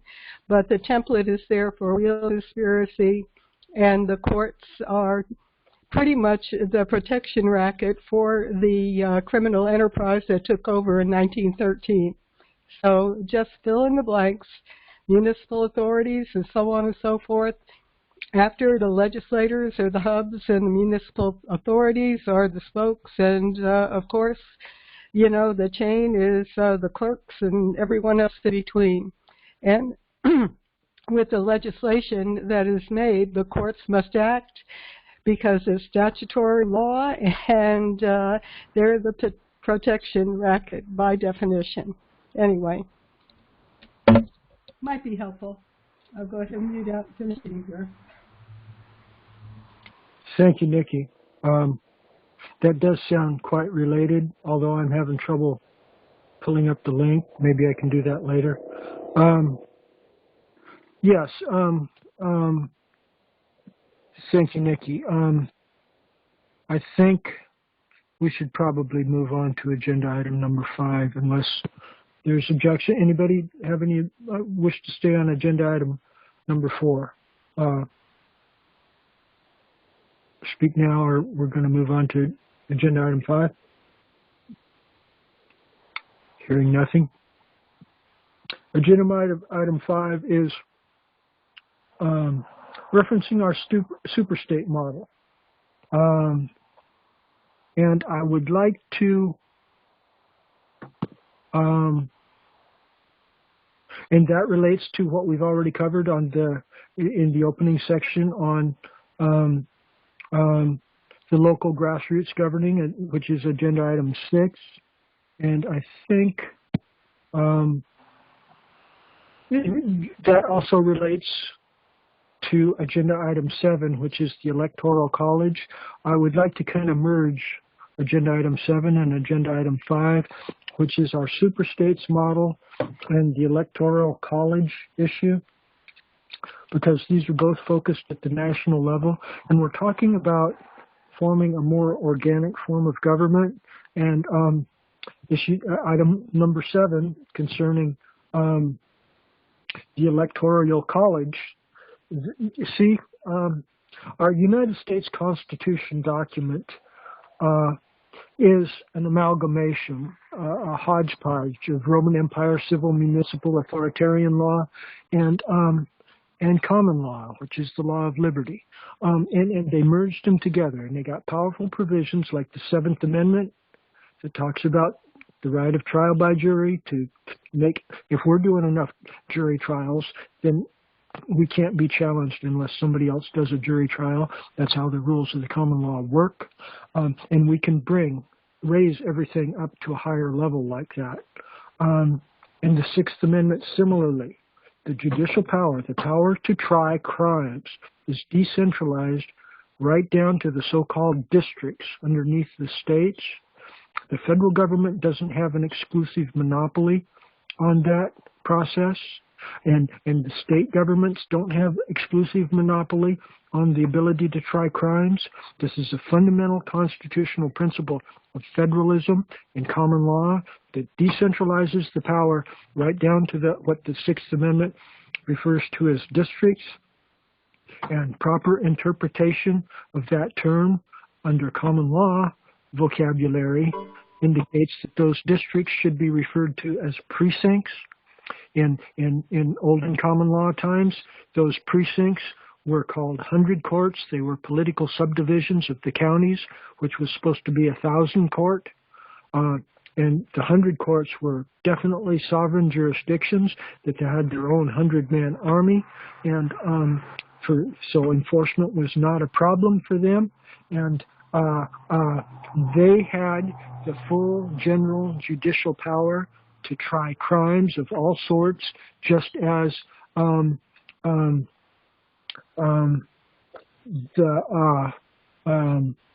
Sixth Amendment so clearly declares. And so this immense amount of power causes a proper superstates model of federal government. Each of those 12 superstates are completely sovereign jurisdictions. They wouldn't be invoking the federal government unless in their own superstate they had an emergency situation that they couldn't handle themselves.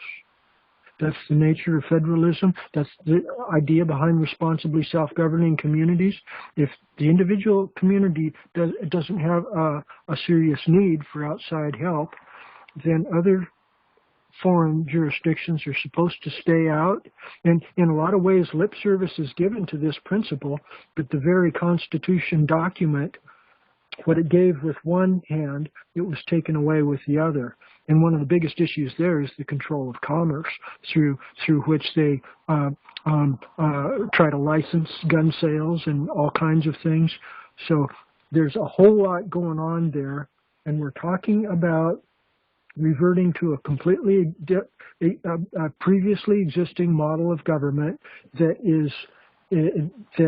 was tried and true and functional, that can be resurrected and made to function again, and can produce peace and justice for our common people if we get back to these principles, and especially screaming linked with the item number 7, the Electoral College and the upcoming election were quite well poised to influence the outcome of this election if we get together and start focusing with these powerful principles in such a constructive manner.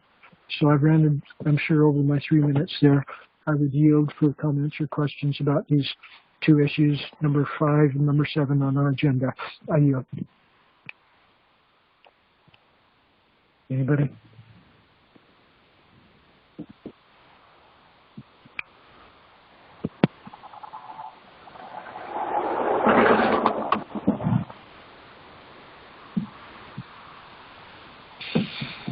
Hearing none, for some unknown reason, John Saunders tried to call me here. Wait. Okay. Yeah. It looks like we lost John Saunders. I don't know why he couldn't call in. But that being noted, Lewis of Michigan, if I may. Lewis, yes, please. Charles at 6:59, and if you wanted to make some concluding statement regarding the initial portion of the call, and concluding that business portion of the call before moving on to the open floor discussion, now would be the time. I yield. Thank you, Lewis. And at this point, yes, our official business meeting. Let me scroll real quick at the remaining issues. Item 7. Items 8 is economic issues, alternative currency and banking. This relates to our superstate model. There's 12 Federal Reserve banks, and there's 12 federal Supreme Courts, circuit courts. This relates to our Supreme Court of Law having 12 political subdivisions. So definitely the economic issues in agenda item 9. And I don't know about our friends from Canada. It looks like maybe they got upset at us recently. And agenda item 10, the racial violence issue, we'll keep that on a back burner for a while. And 11, any brief call for items or cases to be put on our agenda for upcoming. Is there anyone here that has any issues that they would like to be, or cases that they would like to be put on our agenda? Anyone? Hearing none. I think we'll call this a wrap. I do enjoy these conferences immensely. Our participation level here, we've had larger numbers before. I'm a little bit sorry that we didn't have real large numbers here and that there wasn't more competition for the microphone, but I do like to think that we have had a very good discussion of some very important issues here. I think this has been a productive meeting.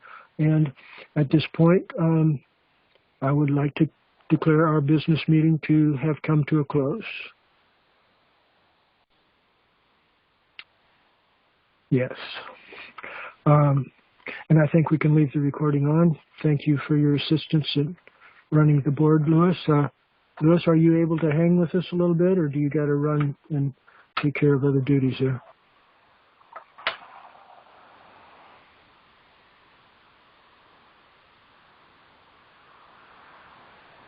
Well, maybe Lewis is distracted. And at this point, I guess we're into... Sorry about that, Charles. I was muted. I would say I will be on for a few, and then I would take my leave. All right. Thank you, Lewis. And at this point, I think we should rediscuss. In the open discussion here, should our 3-minute rule still apply, or should we kind of vacate that? I think our 3-minute rule is still good. I think we can kind of go with that generally, can't we? Continue with it in place. Any objections? Anybody?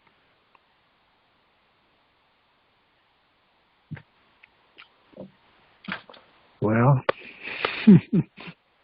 when nobody's talking, we don't need the 3-minute rule. But I think it's good to keep it in place, just to keep general guidelines in place. But competition for the month. I'm sorry. I think we were answering your question. We had no objection. Okay. Great. Well, things are a little bit slow. I think I will try to bring up the web link that you did there about the wheel conspiracy, Nikki.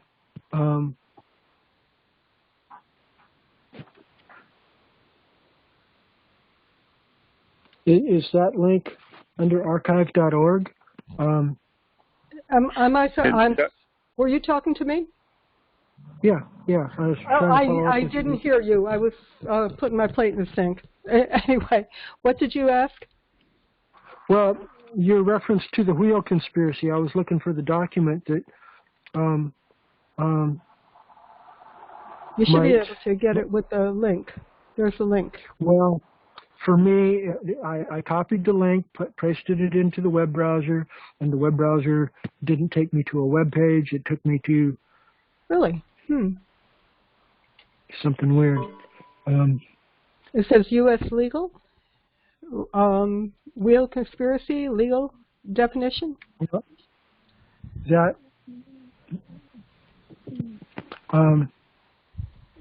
L-E-G-A-L.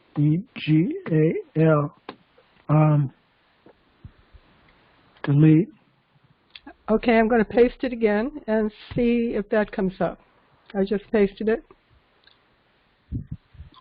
Okay, well, I'm following an alternative process. My copy and paste. Ah, there we go. Well,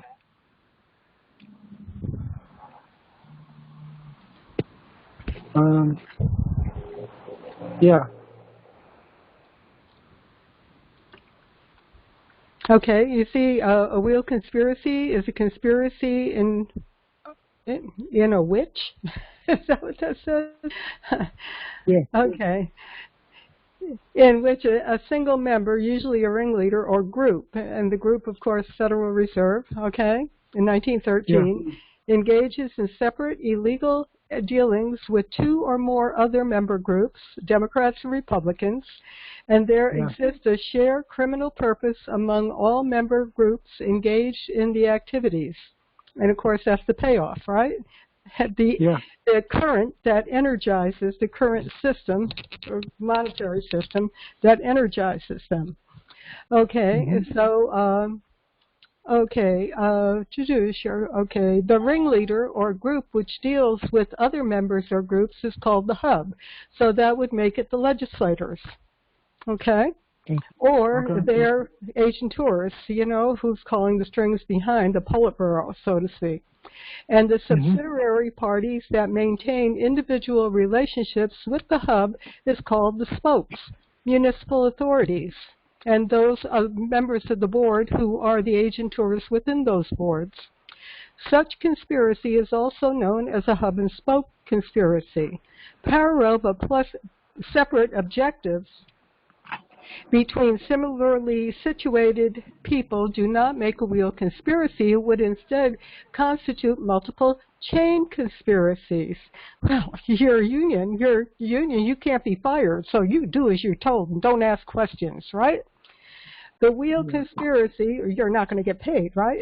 The wheel conspiracy is shown when a number of people, the spokes, are engaged in similar relationships with the same individual, the hub, and all for the producing of the notes, okay, that they're getting paid with, in bonding, bundling, and monetizing, and assuring that, their seigniorage is being distributed to the people they want it distributed to, rather than going back into the community that the taxpayers think they're paying for these services, and essentially they're not. In a wheel conspiracy, the prosecution would have to prove the existence of the other spokes. The existence of the other spokes was known to a particular defendant, which in this particular point, they're really not, and it's a matter of education, and that the defendant did something in furtherance of a single illegal enterprise to prove that he or she has conspired with the spokes or the wheels. And look up the definition of seigniorage, and I have that in the chat area too. And if you look that up in Investopedia, do you see it? Let me get over there. Okay. I can put it in there as a separate link. Again, whoops. There. There it is again, separately. And go down to Seigniorage Explained. Seniorage, and when we lose a word from our vocabulary, we lose the concept that word conveys. So seniorage may be counted as revenue for government when the money it creates is worth more than it costs to produce. This revenue is often used by governments to finance portions of their expenditures without having to collect taxes. If, for example, it costs the U.S. government 5 cents to produce a $1 note, okay, the seniorage is 95 cents, or the difference between the two amounts. Seniorage gives a country the potential to turn a profit when it produces money. Point of order. I'm over 3 minutes. Are we following the 3-minute limit? Say again? Are we following the 3-minute limit? Oh, I don't know. I'm just reading. Okay, I will quit.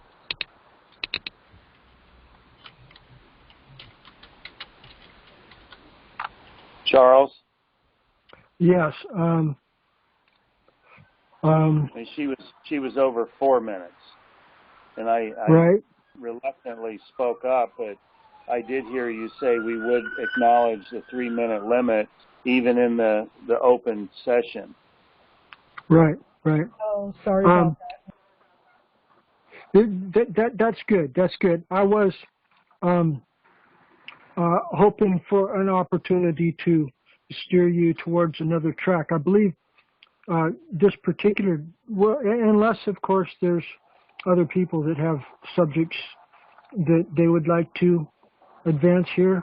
I was hoping to maybe interact with Nikki a little bit on this issue, but I can yield on that if there's others that are competing for the microphone. Anybody? How many do we have on the call right now? Well, let me look. Close the chat window. We've got Louis left. We've got you, me, Nikki, Cynthia, Rich in California. Looks like Cynthia from South Carolina. Hi, Cynthia. And Abraham. Hi, so, Jeff. Yeah. So that's 1, 2, 3, 4, 5, 6, 7. You did pose a question. Well, that was a while back, but about FEMA, are you still trying to search information on FEMA? No one spoke up with any evidence or comment, so I dropped the issue. I have another one. Sure. I would like to know what those present on the call feel is the most direct threat to our freedom at this time. What is the most direct threat to our freedom now and in the future? I would answer that by saying the municipal form of government that has infiltrated all levels of our national, state, and local government, which should be under common law and Bible law. But that's my opinion. Certainly others have probably different ideas. Abraham, Nevada, I would say medical fascism, without a doubt, because they proved they can force your habits to wear a mask. They proved they could force you to social distance. They proved they could shut down your places of employment. There has been nothing short of full-scale war that had changed and modified your daily behavior than medical fascism. Rich, California? If I may, isn't that the result of the municipal Roman form of government we have? It certainly is a byproduct of it, yes. I yield. Rich? Yeah, it was going to be my point. I ditto exactly what Charles said. I can't think of something that doesn't fall into that bucket, something that I can't be judged by electors of my peers, not electors, I'm sorry, but jury of my peers, right here in my community. So 100%, what Charles said. I yield. May I say something? Cynthia. Yep. Yeah. The whole situation is about dominating control. And right now they think that they have it at this point because they have poisoned our food. They have numbed us down by giving us false information, like the schools. It's about dominating control. And at this point, it's not for us not to be aware and taking control of ourselves. So they're at the main point, and they think that throughout this thousands of years, they think they have gotten to this point. Like the Bible says, Lucifer wants to be higher than God and want to control all of God's creation. So that is what's taking place right now. And they're testing to see how much they are in control by they telling us to wear this mask. And what we do, we follow all the instructions. So they're saying that we're kids, that we're not able to take care of ourselves. So they're going to do that and make all our decisions for us. I yield. Thank you. Thank you, Cynthia. Sounds right to me. If I may, Mike, in Florida, what she just said, she describes the current condition or result of the municipal Roman government that is in power. To answer the question, what is the most direct threat of freedom that we're facing, that was the question. And, all of these crimes, COVID, 9/11, the assassinations of King, Kennedy, and Kennedy, Waco, you could go on and on and on. All of these crimes have been allowed to, continue and proliferate because of the system that we have that has no checks and balance. It has no oversight by we the people. It has oversight provided by the foxes guarding the hen house. But as far as we the people, we have no ability of oversight with enforcement, and that's the key. We can provide oversight, and we have done so for many years, but we can't enforce the results of our oversight. I yield. May I say something to that also? I think the biggest threat is the vaccination that they have going on right now.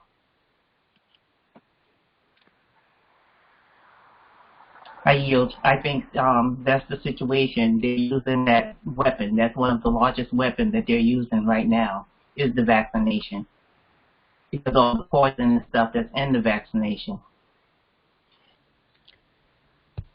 And that, in my mind, was important to me with the Wall Street Now Investing in Death article. That was in the New York Times as well as our local paper here.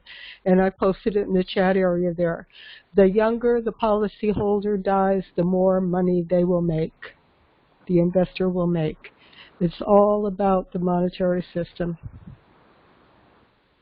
and how the bonding, bundling, and monetizing is being done. And I hope that helps. You share that? Yeah, right on.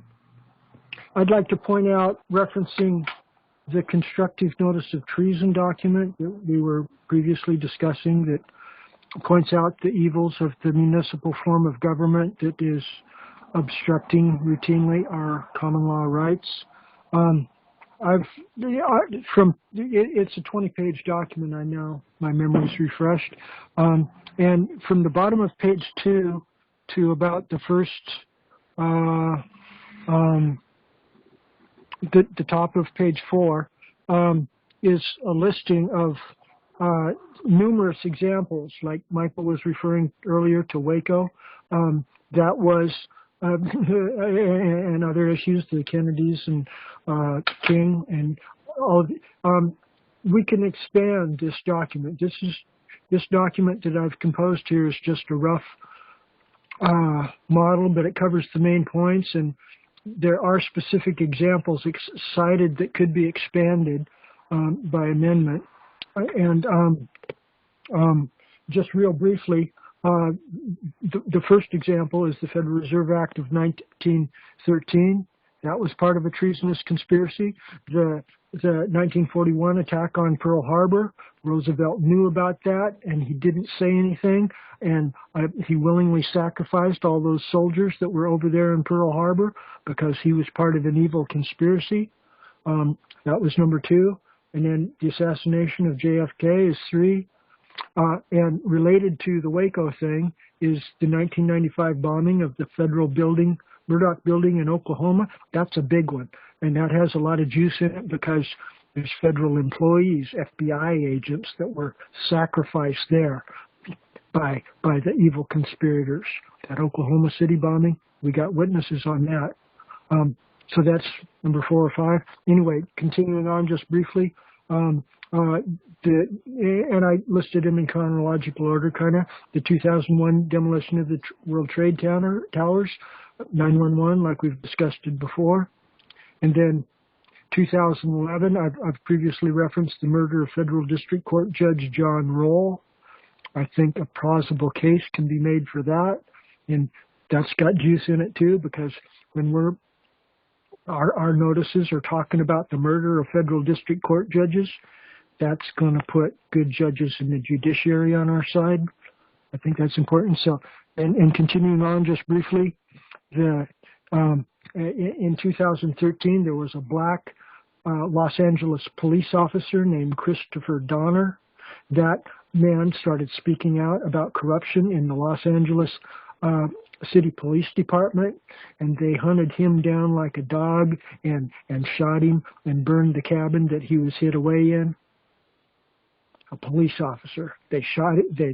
They hunted him down like a dog and murdered him, the bastards. And the last one is the 2016 Pizzagate conspiracy, which Ted Gunderson has talked about. So I've got a number of really outrageous issues that are set forth as examples in this larger constructive notice of treason document that I kind of think sets the tone, but certainly we could expand it even further, and we can. I kind of think it's bad to get too redundant in a document like this. It's better what we're doing with the coronavirus complaint to just start naming specific complaints that we're bringing forth in supplement to this general notice of treason document.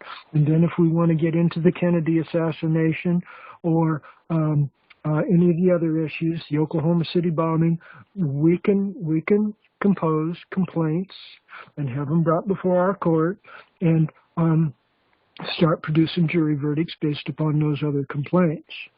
But I just wanted to outline just a little bit here about how it all works together, our individual complaints. It has a foundation that explains the evils of the Roman Empire municipal form of government and how this is producing an environment that is allowing for all of these other evil individual complaints to manifest and destroy our society. So I just wanted to paint that larger context there. I'll yield at this point. I'll yield. Comments, questions?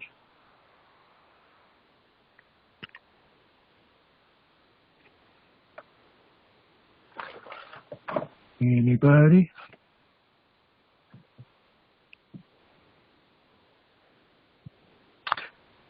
Well, we're certainly not overly competitive for the microphone here. May I? Michael, yes. I'd like to know why few are speaking.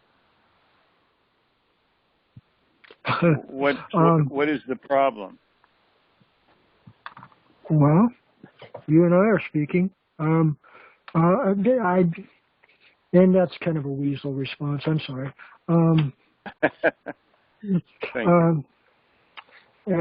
Abraham, Nikki, Cynthia, anything on your minds at all related to these general issues, Rick in California, especially Rick in California? Rich, I believe. Is it Rich? His name Yeah. Rich? I guess it is Rich. Yeah, Rick. Rich, you're one of the people that I'm the least familiar with here. Can you share some of your background? I think everybody would like to learn a little bit more about you. If you could maybe describe a little bit of your background and some of your primary concerns there, Rich. Could you grab the microphone and monologue here for a little bit for us? Sure.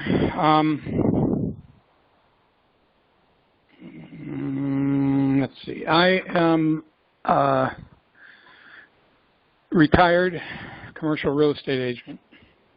Oh, okay. A father. Mm-hmm. A Christian. Oh, okay. And I try to keep my mouth shut when I don't have anything to say, but I'm not always successful, and sometimes I ramble on. Let me see if there's anything else. I am very interested in assembling to put the original Republican form of government with natural rights, God's laws, as was set up and structured, even though it was flawed and may have been conspired. I seek and purpose to be part of bringing that back, because we have a horrible criminal conspiracy that is it's a cabal. It is for profit. It is not for the people. There isn't anything, hardly anyone and anything I see in those that are to be employed for the people that are actually doing that very thing. So I don't know what else to say. That's it. Thank you for the opportunity. I yield. Thank you, Rich. Okay, if I may ask Rich a question. This is Michael in Florida. Please. I had asked the question specifically, what do you feel, and this was posed to everyone, is the greatest threat to our freedom? And I didn't hear any responses from several people, and Rich was one of them. Rich, would you care to answer that question? I'm curious to know your answer. I did, Mike. I second Charles's, and I'll paraphrase the lack of our Republican form of government, and the lack of our common law system of laws. I mean, those will encompass most of it. I can't think of too much else that I'm concerned about that isn't mitigated by those very things coming back into place. Thank you. Abe?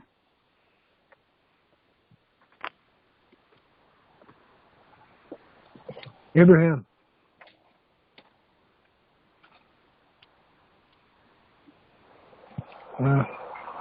Maybe he's distracted a little bit there. I do think I recall Rich referencing the municipal model of government, and I think Abraham kind of touched on the answer too about I forget exactly how he phrased it. Oh, the medical tyranny. Abraham's answer was medical tyranny, I think. Do you recall that, Michael? No, I don't. I wouldn't agree with that anyways if he did say that. May I also say something?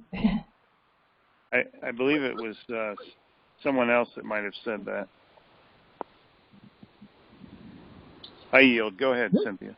Okay, I believe the biggest threat is at the beginning of all this, and even in the Bible it tells you, is about taking control of our souls. So the biggest threat is for us to be disconnected with the Creator. It's like when they say Lucifer or whoever you want to believe in, whatever religion, is going to overthrow and take control. So the biggest threat is our soul, and all these things that comes together is to, it is like a combination of things that's one big system of dominating control, and it's about our souls. And we have to become aware and know and get back our God-given rights, unalienable rights. So that's what we're fighting about when we talk about our natural laws. We are trying to get back that freedom and know that we have that connection and that we have that freedom. And that's the main thing they're trying to take away from us. So they do it under different systems like the school system, so we won't learn anything, the food that they're poisoning us with, and all these things to keep us in division of hating each other and thinking we're different. I yield. If I may, that's the answer I was looking for, is the fact that America has been demoralized. We have backslidden from our Creator. That is the root cause of all of our problems, including the invasion of the Roman civil law or municipal law. And if people had been serving their Creator and considering their neighbor as themselves and loving their neighbor as themselves, this could have never happened. But because we have forgotten our Creator and departed from the narrow path to the broad path, we are on the road to destruction. And that's why any effort that seeks to find remedy in society must first and foremost put God at the center of it. The God of Abraham, Isaac, and Jacob. I yield. Thank you, Michael. That's exactly where my heart is. And that's the wording that I'm gravitating to in our opening prayer. But I need to confess that I feel that it is the will of Abraham, the God of Abraham, Isaac, and Jacob, that we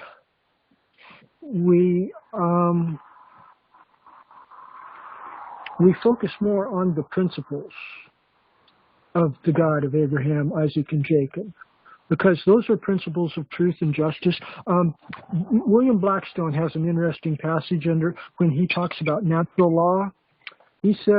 Blackstone says that the God of the Bible, the supreme being of the universe, himself complies with the natural laws that he has set in motion. He has set these natural laws in motion, and he does not violate them. He complies with them. He is a God of truth and justice and peace.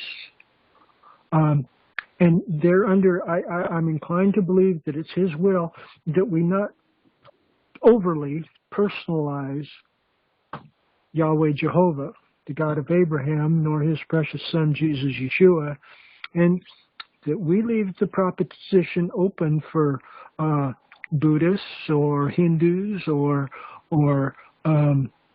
other people of other religious organizations, Native Americans, to maybe Lucifer himself, the so-called light bearer. If you study Satanism and Luciferianism, they posture like the true God of Israel is really a false God, that the light bearer was actually trying to bring enlightenment, and that Yahweh was Jehovah was just a big slave trader that was trying to keep people enslaved. And that kind of a bold proposition, I don't think the true God of Israel is afraid of debating the merits of that. If any Luciferians might want to come into a forum like this and debate it, I think the true God of Israel Yahweh Jehovah has confidence that there are enough serious Christians to handle any Luciferians that might want to come in and debate that proposition, but and they're under that it's in the interests, in the larger interests of truth and justice, to which the God of Israel himself conforms, to not be too proprietary, too personal at this stage of our spiritual battle, and to rather invite in others who might be critical of the devotion of some of us to the God of Israel. That's just my thinking out loud on the matter. Generally, absolutely, my heart is with you. It has been proven in my mind beyond all reasonable doubt that the God of Israel is the source of this entire system of biblical model of governing that has produced the common law, trial by jury process, and local communities of self-governing people, and thereunder, by their fruitages you will know them, and the God of Israel has produced excellent, excellent, excellent fruitage. And so I'm personally quite committed to promoting, to supporting at least the God of Israel. My loyalty is basically there, but I'm not locked in on it. Perhaps some Luciferians might come and show me where I'm wrong. And I'm open. I'm remaining open at all times, and I would encourage everybody else to remain open. It's a balancing act. We don't want to be so open that our brain falls out, but we do want to be sufficiently open so that other people can feel comfortable making alternative propositions to us, so that if those propositions are false, like we expect, we can refute those propositions based upon the merits rather than upon the fact that we've got preconceived notions or judgments in our minds. So I wanted to kind of expand on that, Michael. Thank you for touching on those important issues. I yield.